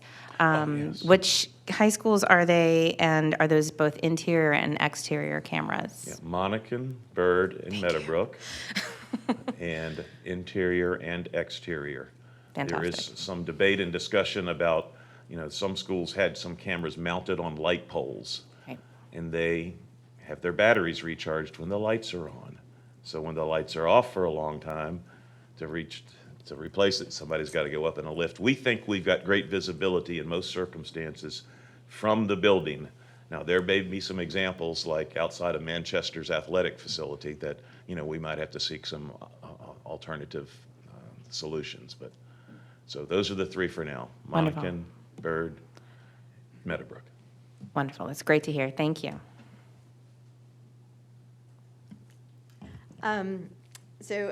First thing, I know we can't redo John Thuma's amazing report about the impact of building maintenance and air quality on student test scores, but I did want to say that I tracked down his source Okay. and sent it on to the Virginia School Board Association, has an infrastructure task force. So hopefully we can take some of the great work we're doing in Chesterfield, which is very, as he noted the last school board meeting, very evidence-based, and work at the state level. Certainly we'll do our best. We have a plan to work on the state level to hopefully get more infrastructure support to the whole state. Second, just to better understand, I know we're in a better place, but to put numbers on it, because that's more helpful to me. So my understanding is let's say where we are now, we could be down 20 drivers at the start if nothing changes, but I'm optimistic. I think we're going to be fully staffed. How many drivers were we down at the end of the last school year? 'Cause I don't remember the number. At the end of the year, quite a it was few. around 70, and believe Okay. me, we still have like at least 55, quote, positions. When I said focus on the packages and the number of drivers, we need that extra 35 runners and I agree, floaters. yeah. So Yes. we want to fill them all, But comparing a number from last year to the start of this year, that's helpful. So, Ron Arena, Ron. yes. He said, Josh, I think I have somebody for every seat on the first day. Wow. So let's hope. Now we're going to talk tomorrow about planned double backs in the schools because some of them are going to occur. And I know multiple people that have had the C word here in the last few weeks, and that's going to affect our workforce too. So let's hope that we have strong attendance and that people stay well and that our students stay well. And so, but again, really thanks to Kim and Dr. Doherty for having these job fairs because our pipeline is in so much better condition. We trained a whole lot at each of the last 2 school years, but we didn't have the success through the summer that we did this year. So I think that's going to make a difference and will show. Excellent. And then the parent web form, I love that. And if you could share it with board members, because it's just an easy way to respond to somebody who maybe doesn't know about it. Hey, did you fill out the web form? Madam Chair, I'll send that this afternoon. Okay. Yeah. We love those easy to answer email responses. So yeah, great system. And then my last comment is I would also love to go on that tour. I was thinking about that because, Falling Creek Middle School is not in my district, but because I was on the budget CBAC committee, I was able to take a tour of the first one.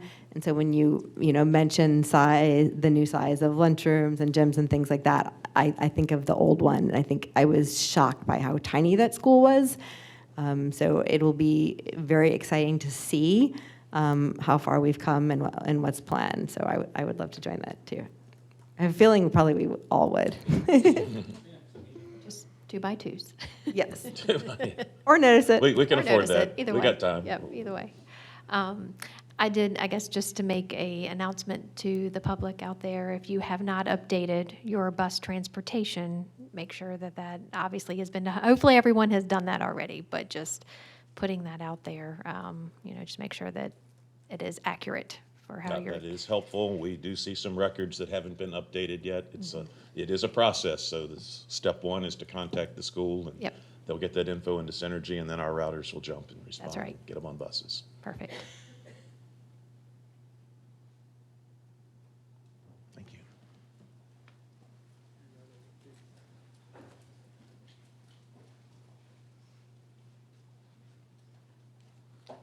Good afternoon. It's always my pleasure to talk about schools and school leadership.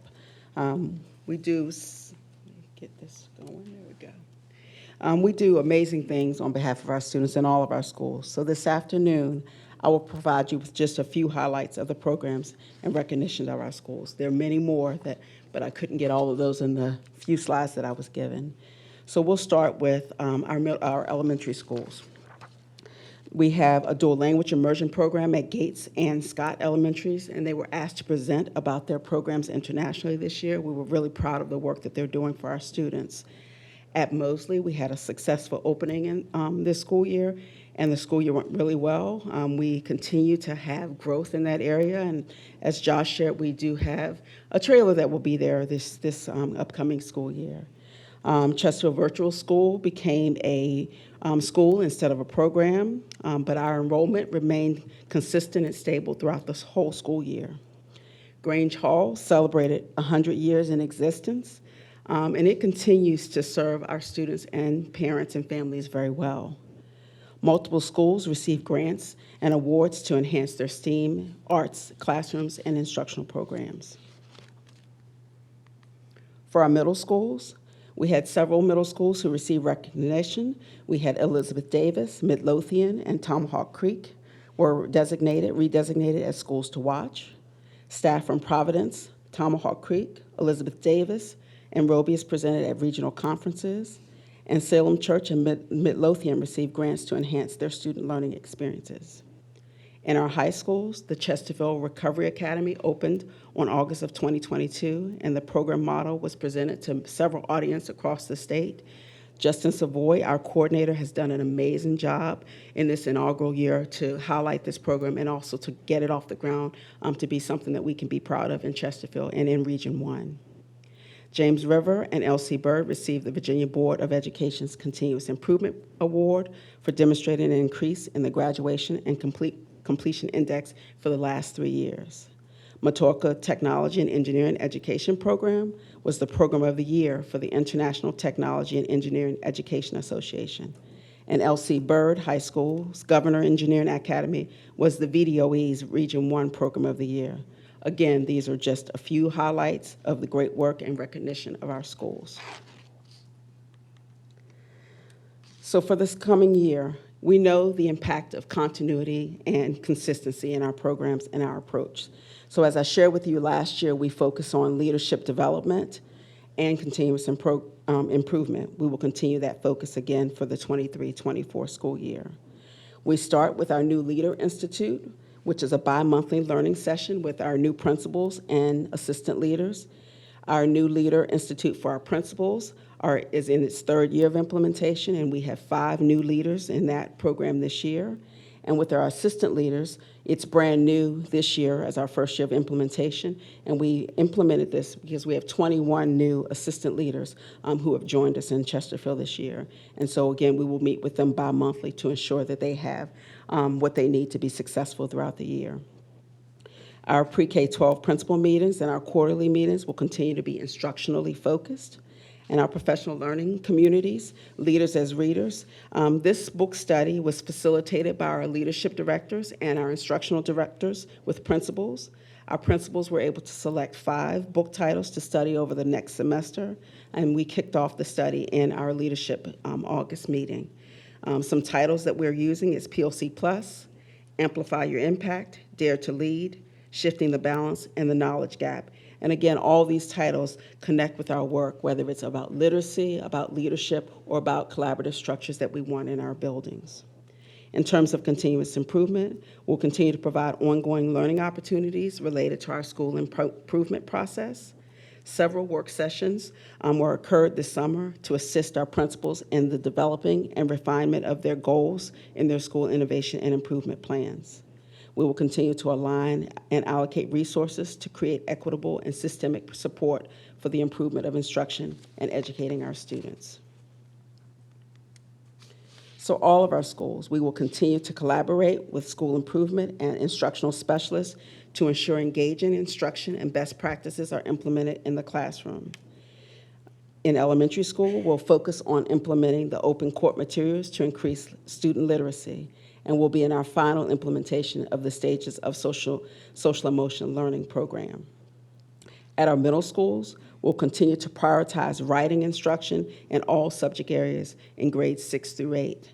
Something to note that for the 2024 SOL administration in grades 5, 8, and end of course, the reading and writing test will be an integrated test. This means there will be no more separate writing SOL test in March. The integrated approach will highlight science and social study passages. And our high schools will continue to focus on the College Career and Civic Readiness Index, a new piece of the accreditation process by expanding students' access to high-quality work-based learning experiences, service learning opportunities, and supporting AP, DE, and IB courses. This became active for the 23-24 accreditation year, which is based on our 2022-23 school year data. And our high schools will also continue to focus on getting all of our students across the stage for graduation.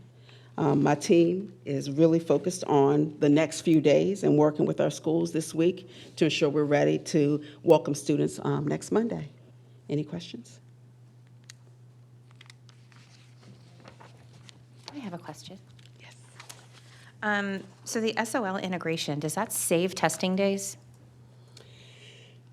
Yes, it will save some testing days. Yes. It'll be more, it'll be pushed out a little bit later, which will give our teachers and leaders opportunity to prepare our kids a little bit more for that test. So we'll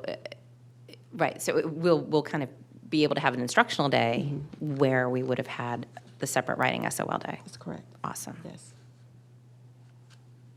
All right. Thank you very much. Thank you. And Dr. Tillman. All right. Technology.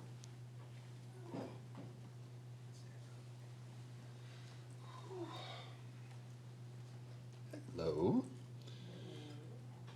My prepared remarks come in just under 90 minutes, so we'll be good. Madam Chair, Madam Vice Chair, members of the board, thank you for allowing me to speak today. I wanted to start by reading to you, or reading for you, the mission of my division. The mission of the Division of Technology Services is to provide the technological tools, services, safeguards, and access required to implement and maintain 21st century learning. The division enhances instructional efforts both in school and virtually while providing safe, secure, robust, reliable, predictable, effective, efficient, and financially sound resources for anytime, anywhere learning. Anytime, anywhere learning. That's it. All boils down to that, right? A lot of the changes we make, a lot of the things that we do, are to implement anytime, anywhere learning. That has been the the mantra of our one-to-one program when it started some 10 years ago. It is today our mantra of anytime, anywhere learning. Some of the things that we are, I need to skip ahead. Some of the things that we have worked on in the last year that we're very proud of include things that support anytime, anywhere learning. So we look at one of the first things that we just completed or have now implemented is the reorganization of our tech support team, meaning that we switched from a coverage-driven model to a ticket-based model. So we work very much more like facilities works, more like any other large IT department would work, where we're not worried about providing a body to a building so much anymore. We're more worried about putting bodies where the work needs to be completed. This is a big change. This is a big cultural shift. But we believe that we've done the right thing. We believe that as we move forward, people will see the benefit of that. Hopefully that tickets get closed faster. We are starting to implement service level agreements so that we know how to prioritize and how to triage tickets so that the people with the expertise go where they're needed instead of being assigned to an individual building. We still use those assignments, but they're not so draconian as they might have been in the past. So we're now able to put people where they need to be. Part of that too is we also have initiated a new ticketing system. Our old ticketing system did not meet our needs. It did not meet our inventory and asset control needs. So we have implemented that as of last week. It is now live. Very much like facilities needed a new system, we did too. So that we can track our metrics, we can track our needs, we can track all of our assets. Internal audit will appreciate that as well. So we're really moving forward in that respect to really start offering more enterprise level capabilities. Part of that too is continuous improvement. We are always dealing with continuous improvement. One of the things that I am most proud of my team is their ability to adapt and to be agile. We are constantly not only affecting change in our schools, but we are affecting change in our own department. We are constantly adapting. We are constantly being thrown new technologies. We are constantly being thrown new patches, new software, new implementations, new requests, new miracle making, all kinds of things that we must adapt to and be agile with. Last year, we did implement a pilot program for transportation phones replacement. For those of you who've been here longer than I have, you know that transportation always had phone problems in the past. Typically, those phone problems would increase with volume. So the first week of school would normally be a bad time for phones to be out. We believe that the new system is more robust, has more capabilities, more functionality. There are still some learning gaps that need to be achieved with that. There are still some things that we are ironing out to make it more efficient, but the phones themselves seem to be working, seem to be much more stable and reliable than they have been in the past. That pilot will grow and start to replace some of the schools that we continue to have phone problems with. It's almost becoming laughable now for some of our schools of, oh, the phones are out again. I don't like that. Nobody likes that, but we are working toward a replacement of those things because our vendors are no longer able to provide the correct resolutions. Our cybersecurity program continues to grow in its capabilities and responsibilities. We've had closed sessions about this and what they are able to accomplish. I have big plans for the next year that we will discuss more in detail in another closed session in the fall. But I'm very proud of those folks. We have 3 people dedicated to cybersecurity at all times. That will soon be 4, and I'm very excited about that. Having met with other leaders in the state, other leaders around the nation, we are better. We are more prepared. We are more resourced for cybersecurity than a lot of our counterparts are. We are hopefully trudging through the path there. Last year we installed 200, up to 200, it's a little less than 200, new Promethean panels to replace older ones. So we replaced older Promethean projection systems and or panel systems. We have 200 more to do this year, which you'll see on the next slide. but we are adapting and changing and replacing aging hardware as fast as we can, as fast as budget will allow. So we are regularly replacing things. We opened online verification to all grade levels. Online verification is part of Synergy, allows people to verify their own demographic data online. It's now open to all grade levels. We instituted a new homebound module to replace paper and a previous Google model of just filling out a form online. So now it's a much more structured format. The data is kept safer than it would be elsewhere. As you heard Dr. Huff talk about this idea of digitizing everything, we're starting to work down that path as well. We completed our audio enhancement pilot program at 5 schools. 5 schools who dearly love audio enhancement.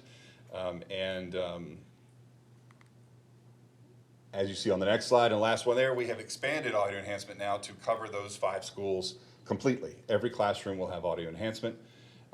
That is a project that is beginning now, and we hope to complete by the end of the first semester. Probably won't take that long, but I like to give it a little buffer time. Back up to the top there, our digital first record strategy. We have been tasked by internal audit to have more responsibility for our record keeping and our record management across the division, across the district.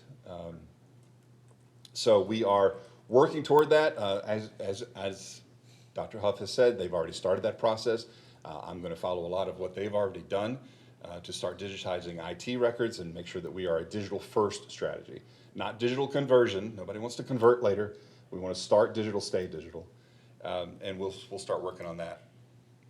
We are extending Wi-Fi to our high school football fields. This has been completed in 9 schools already. We expect number 10 to come online this week and number 11 to be online within the next week to week and a half, maybe 2 weeks.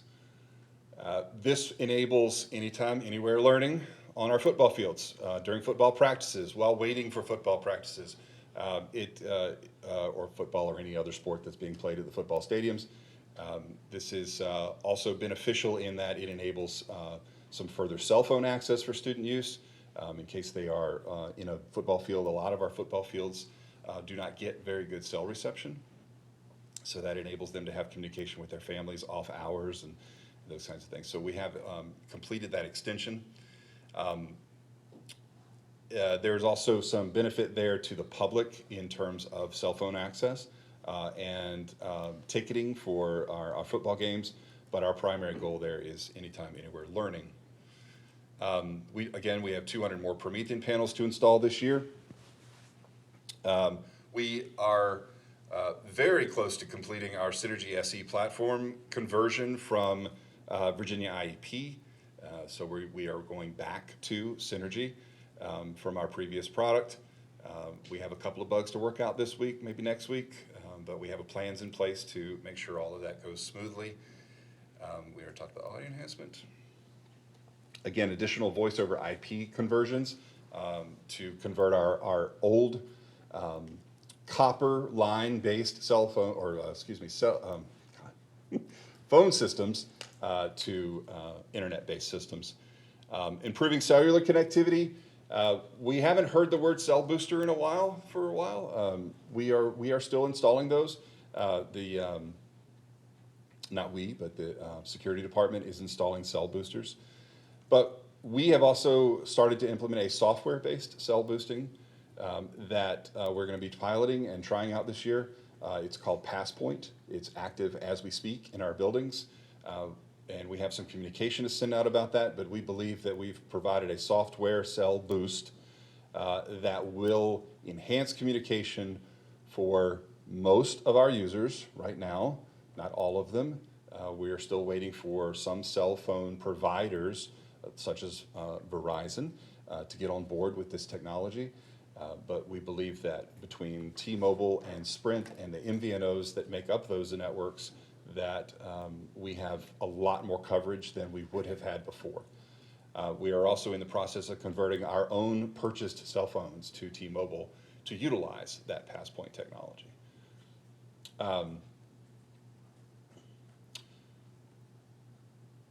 I forgot where it was. Oh, there. Relationships with vendors. We run a fairly conservative shop compared to the number of schools we have and the number of devices we have. We serve and process over 100,000 devices now, and we have 30 people in the field supporting those. And we have another 30 in the background supporting them and supporting all the other technologies that we do. So it is time for us to really consider working with vendors to provide additional staff, additional contract work, even TSA work, interns, all those kinds of things to try to get some of that workload down. And some of the more monotonous things that we do, such as like inventory management, things like that, to hand those things off to other people. So we'll be investigating that this year.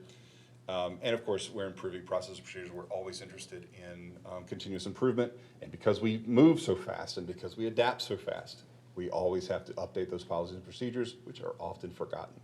So that's one of my tasks. And that's all I have. Questions, comments? Thank you. Thank you, Tim. That Absolutely. was great. And coming way under 90 minutes. I feel like you oversold it. Thank you. So I know we haven't been hearing, you may not have been hearing about cell boosters. I haven't for a while. It's been summer.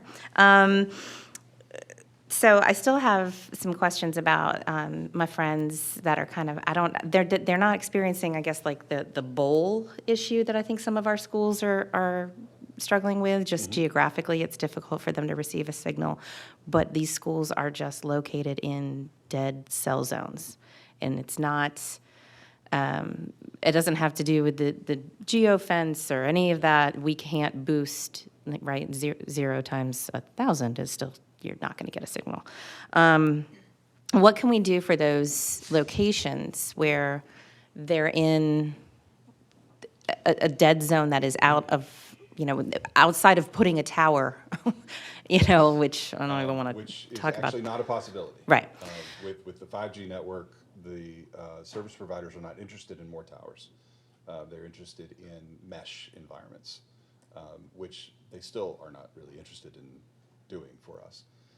I believe that the software implementation that we have done to boost cell phones uses the internet instead of cell towers to enable cell connectivity on phones. So it uses our internal network as a bridge to the cellular network. It is very different from something called Wi-Fi calling.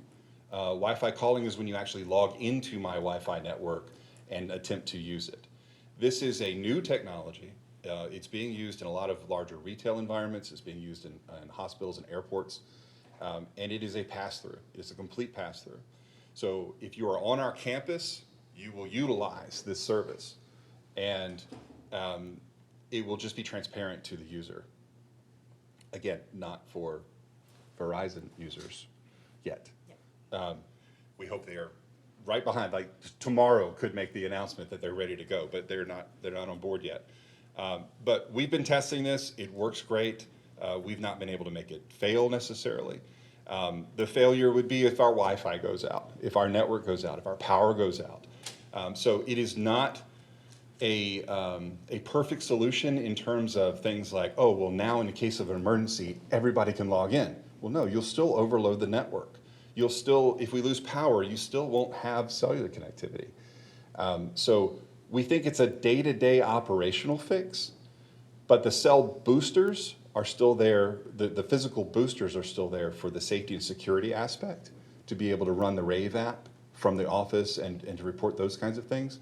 We are not relying on the software-based solution to replace that. It's just an augmentation. This is for the teachers to have connectivity, for staff to have connectivity, and students will also benefit from it. Of course they will. Right, and just bringing that up, and that's one of the big concerns that I'm hearing from folks, candidly, in my neighborhood. At Gordon Elementary School, and you mentioned it, the old copper. I think we've had conversations about this. It's an old copper landline. Yep. Bad weather comes through. Every time it rains. Every time it rains. Or And- even a hard do. Can take the phone particularly system out. humid day, and they lose phone service, and the phones go down. They're in a dead zone. So in that situation, this software that you're describing can help bridge that gap between. Well, I mean, the voice over internet, I think, is Yes. the landline solution, but. So we're doing a lot of things all at once, right? So we are replacing the phone systems for the physical pick up a handset phone. That is just a normal cyclical thing that we are doing that we'll start now doing in schools now that we've tested it in transportation, we've tested it in places like CTC and things like that. We are now going to start moving towards the larger environments. Some of our schools already utilize a type of that environment. They go through CTC to get out, but this is about providing actually a cloud-based solution. So that's one way. The other way is the cell boosters. People do, if you're near the office, you will also utilize the booster on your cell phone. But for those people who are in a classroom, no windows, no nothing, they're in an interior classroom in the library, something like that, where they have no access, this software solution should enable their cell phone to continue to function. Okay, fantastic. And I'm hearing it too from Swift Creek Elementary, and I feel probably a lot of the schools that were built with there's no other way to just a bunker design.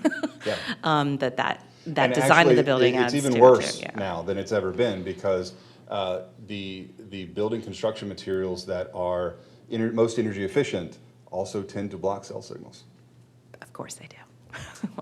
Well, thanks so much, Tim. Appreciate your presentation. Thank you very much. Oh, thank you. I have some Oh, questions. sorry, not so fast. Oh, Catherine. oh, Ms. Haynes, I knew it. We locked eyes for a second. I was like, oh, she doesn't have anything.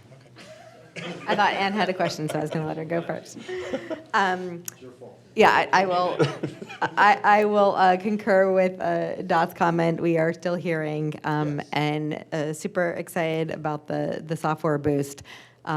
Just for people who maybe why is this important? And there's so many different reasons. But even the teacher that is staying after work, which many of them do, to grade papers or whatever it is, should be able to check in with family, or whatever they need to do.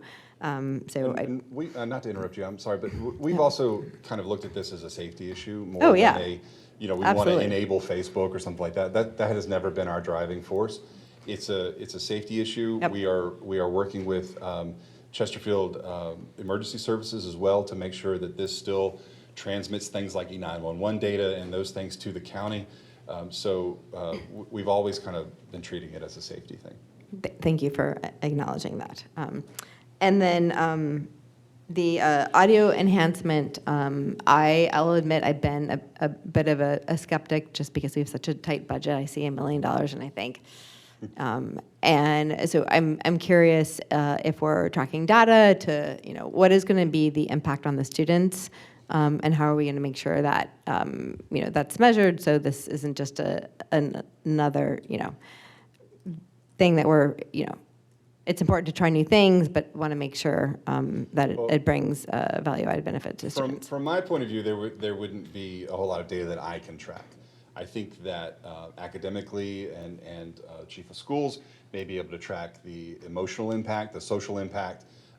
We can survey students to see how they're utilizing. We did those things during the pilot. That's why we expanded the pilot. So, I think on a larger scale, we certainly need to reinforce that as we do another pilot in the spring of this year for 5 more schools. So I hope we can all work together to make sure that we are seeing benefit there, more so than just the vendor telling us there's benefit, right? Vendors like to do that, right? Yeah. Thank you, and maybe a future presentation to the board. And then my last comment is I love that you have moved beyond assigning the person to the building, because I did, it was many years ago, have the kid that stumped the building tech, and we had to wait literally days in order to get someone else out of the building assigned to resolve the issue. And so We are trying to operate as one team and not siloed. I love that. That's 21st century tech, so. Thank you. Thank you. Anybody else want to? Good, turn away.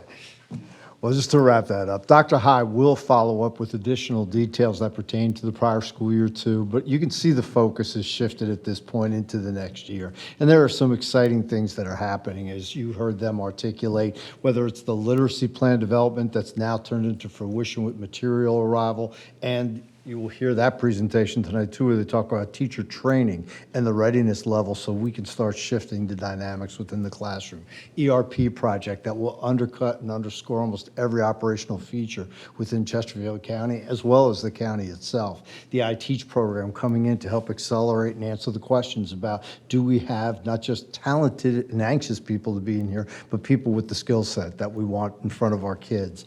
Participate program, I mean, the work and the hours that went into that, but also just seeing the excitement of those folks that Kim mentioned about the 29, and I'm sure the 30th body will provide that too, when they arrive here, and just seeing how amazing it is and hearing their stories already anecdotally about, wow, this is an amazing place to be in. Sometimes we need to be reminded of that lens too.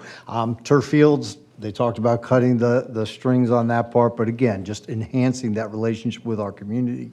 The bond referendum project status and walking through those buildings, the next level of cybersecurity projects and enhancement that you're going to see. Again, there's a lot of excitement on the horizon, a lot of upbeat positivity as we step into a year. But again, we don't forget that focus. It will be on kids. It's on students arriving. And again, those wonderful teachers that have started with Work Week this week, we're anxious to hear their stories too as we work to make sure we're providing those supports this year too. So with that, we do close out our opening presentation at this point. And Madam Chair, any additional questions we can respond to? No eye contact? Yeah, no eye contact. No, just a thank you. Thank you to all the chiefs for their updates and all the information. Excited to start the new school year next Monday. So thank you. Just thank you. Next, we have a presentation pertaining to the use of artificial intelligence in a teaching and learning setting by Mr. Longworth. Good afternoon, Madam Chair, members of the board, and Dr. Daugherty. I appreciate this opportunity this afternoon to talk about a topic that's been much on the mind of educators recently, and that's artificial intelligence or AI. For the purposes of this presentation, it's not a computer science lesson, it's not AI and the history of it, it's much more narrowly focused on artificial intelligence in Chesterfield County Public Schools, and specifically through an instructional as opposed to operational lens. So we'll talk about AI to date in Chesterfield schools, opportunities for the future, challenges, and the supports that we're providing for schools and teachers. So our students grow up in a world where they're surrounded by AI. With nothing but the icons on this screen, these are immediately recognizable, and they're wrapped around the worlds of our students today. Virtual assistants, their social media, their mapping software. I challenge to find a teenager that can find their direction anywhere without Google Maps today. But these have just become part of day in life and society for our students. Now, they may not recognize it as artificial intelligence, and they may not understand what's going on in the background, but they interact with it every day. In Chesterfield County Public Schools, when they come into the teaching and learning environment, they also interact with it every day, though they may not realize it. We've been very intentional about building our digital ecosystem over a decade. We've been leaders in providing devices. We've been leaders in providing instruction and the applications to use those devices with those devices. For example, Dreambox Math. Students have interacted with Dreambox Math for over a decade. And these are some of the other applications that our students at the elementary and secondary level interact with on a daily basis. Though they don't realize it in the background, there's sophisticated algorithms that are doing things for students that teachers would find very difficult to do. Like take into account things like wait time, right, wrong answer, the nature of the wrong answer, whether they took a hint, whether that hint helped them. And this isn't like a diagnostic assessment of old where like they do something one time and then it kind of charts a path for them. This is with every mouse click, every interaction, everything they do in the application is deciding the next thing they're exposed to, their level of readiness for content, and where they need help. These applications even identify when something that's happening in this application and the learning experience isn't connecting with this student. They need a human being. It automatically notifies the teacher that they need to be an intervention here. Here's where they struggled, here's where they are, and here's why they need you. So artificial intelligence and the use of it in Chesterfield County Public Schools isn't new. In fact, it's been very deliberate in over a decade. What happened very recently that kind of triggered a lot of attention, and by a lot of attention I mean every division, educational division around the area to create a position paper. You can't go to an educational conference that doesn't have AI keynotes or themes or topics. Everybody has kind of headlines and do's and don'ts. Was the introduction of ChatGPT this year, which is a specific type of artificial intelligence, generative AI. The difference with this one compared to all the AI that students have interacted with in the past is that the user's interfacing with it in a very direct way. It's not operating in the background. It's very clear to the user. They're like, I'm applying, so I'm creating something. It may be a paper, a painting, a picture, but they're asking this software to create something that didn't exist before. And the software is really, really good at it and does it well. So this obviously creates some challenges and opportunities. But even this isn't really new. 10 or so years ago, came through with much less attention and very little fanfare was photo math. This allows students with a phone to take a picture of a math problem, whether it's on an envelope, chicken scratch, the chalkboard, a computer screen, or whatever, and it cranks out an answer. And you might say, well, the teacher will just say, show me the work. Well, it shows the work, and it shows the work a second way, and it shows the work a third way, and then it shows you videos on how to arrive at that answer yourself. And what's interesting in the difference between how ChatGPT is kind of played out and been received in photomath 10 years ago is like photomath kind of came and went with not a lot of attention, and math teachers adapted very well without a lot of support. And when you go in the school buildings now, there's not a lot of math teachers that see this as like a primary challenge, and there's not a lot of students that see this as a primary advantage. And these two things, generative AI, are much like the same challenges with new faces that we've had all along. Calculators at one point in time. Go back further, note passing. How do we know a kid knows what they know? Calculators, search engines, now ChatGPT and photomath and things like that. So familiar challenges, new faces. So the research suggests that these are the primary challenges, and the two highlighted there, academic integrity and student over-reliance on the tool, like to the exclusion of not developing the skills, are the two things that are most on the mind of teachers. So academic integrity, security and data privacy, there's lots of caution to be exercised in this area. Teacher over-reliance, that's kind of the idea that like because it can make me a lesson plan that maybe it's a good lesson plan. Maybe it is, maybe it isn't. Equitable access and inappropriate or biased content. Some of the opportunities I've referenced already.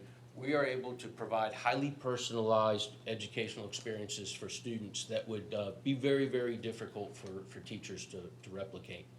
There's also a lot of opportunity in the area of taking lots of different disparate sources of data and analyzing them and coming up with another course of action.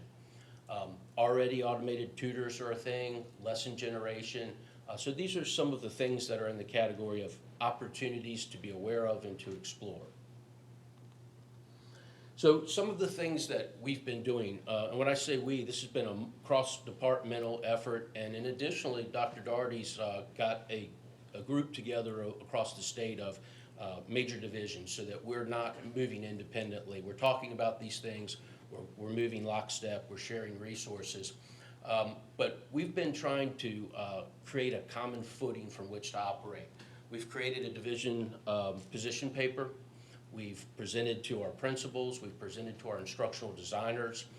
We've created some digestible items too, infographics, one-pagers for our administrators and our teachers.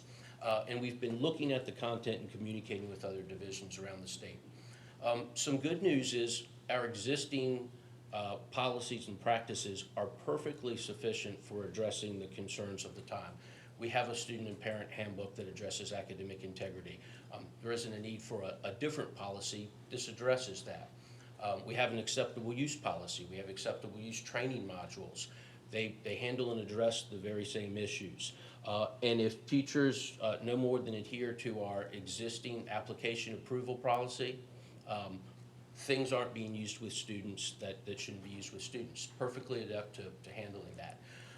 I think one of the greatest assets and things of most importance moving forward is a reemphasis of our digital citizenship curriculum. We have a robust digital citizenship curriculum, K-12. Schools have access to good content, easy to use, and just reminding schools and teachers of the importance of like that educating students about how to navigate in this world with new changes. A lot of the benefits that we're going to, you'll see professional learning is kind of a theme through here, and working with our professional learning department, our curriculum and instruction department, we want to make sure that like teachers understand what AI is, so it's not magic and it's not mysterious and it's not something to be afraid of. We also want them to know the nuances of how it relates to their specific academic content. And when we get to a point, being able to provide exemplars, lesson exemplars, model lessons, concepts like that. So some key kind of takeaways from the information that we talked about today. It pervades life. Students are familiar with it, whether they realize it or not. It operates in the background and on a daily basis. Even in schools, they've been interacting with it for over a decade. There'll be challenges, there'll be opportunities, and this is something we'll navigate together over time, and schools can expect to be supported and teachers can expect to be supported. So I welcome any questions at this time. Thank you very much. Board members, is there any discussion? So I know you have in your previous slide information about professional learning for our teachers. What about conversations with our students? And, you know, I know it's going to be in the parent-student handbook, but conversations at the school level about ChatGPT and how that is going to be monitored and Right. so forth. So those conversations, I think, are best handled through digital citizenship and our digital citizenship curriculum. And ideally, and we emphasize this with teachers as well, rather than standalone lessons like that say, this is artificial intelligence and here's everything you need to know and back to English or back to math, we encourage our teachers, like in the moment, before I put a student in a discussion board, let's talk about the right way to do this, the wrong way to do this, what's fair play, what's not fair play. So we encourage teachers and we provide professional learning on that all along. That's the best when it's relevant to a student. In the absence of that, the minimum is that we have a digital citizenship curriculum that will track and make sure that it's implemented across schools. And it's been updated very recently to include artificial intelligence and applications of artificial intelligence. Very good. Thank you. So I appreciate like the connection between, you know, calculators and photomath and the things that are gone before, but and I've also noticed a response that is different to those things. For example, you know, even in Virginia, large school districts banning AI. So obviously there's something different about AI. So I was curious appreciate the next steps list and what the implementation timeline is. If there's kind of a timeline that goes along with the next steps for those that, you know, because of the actions like banning that raise a sense of concern. So, and even maybe pushing out as part, you know, how to have the conversation with your kid, for parents, et cetera, et cetera. Mm-hmm. Yep. So on banning, that was an initial reaction from a lot of school divisions and got a lot of public attention. And I would say in looking across divisions and talking in this cooperative group that Dr. Daugherty's connected, that probably represents one extreme, with the other being like, hey, just let's roll, let's jump in and get going and get students using this. This is exciting, which is probably another extreme. We are probably just a little this side of that. We're exercising caution around student data privacy. We couldn't block it through web filtering. We couldn't block their home access. We couldn't block their phone. And so it's going to be something that teachers will need support. And quite honestly, I have a lot of faith in our teachers, just like with photo math and math, that they're practitioners. They're in the field. They adjust and have. Timeline, I'm sorry, I didn't address timeline. So a lot of the stuff around common messaging so that our schools are prepared to start the school year has happened, because we were concerned that in the absence of any guidance, people would make it up, and it might look different at 64 different schools. So we've been very intentional about catching those places where information is disseminated.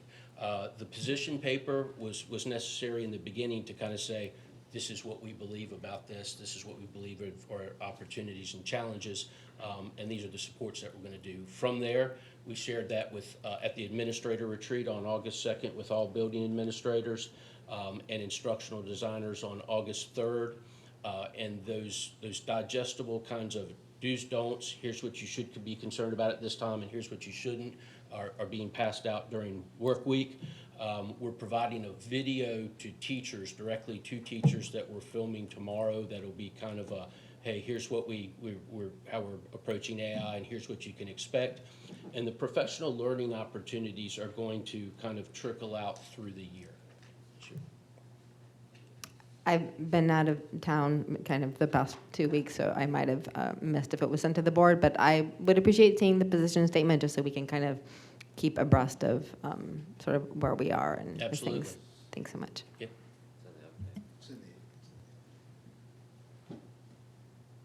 Thank you very much. Thanks again for the opportunity. Next, we have announcements, communications, and school board comments. School board members, are there any announcements or comments this evening? The next school board business meeting will be held this evening, August 14th, 2023, at 6:30 p.m. If there's no further business, we need to enter into a closed session, which will be held in the public meeting room's conference room. Madam Clerk, please announce the items for today's closed session. It is my understanding that the school board desires to enter into a closed session in accordance with Section 2.2-3711.a of the Code of Virginia, the Virginia Freedom of Information Act, and specifically under subsection 1, the discussion and consideration of personnel disciplinary matters, and 2, the discussion and consideration of student disciplinary matters and matters that would involve the disclosure of student records. Members of the board, you have just heard the items requested to be discussed in closed session. Do I have a motion in that regard? So moved. Is there a second? Second. Madam Clerk, would you please call roll on the motion? Dot Heffron. Aye. Ryan Harder. Aye. Catherine Haynes. Aye. Ann Coker. Aye. We are now in closed session.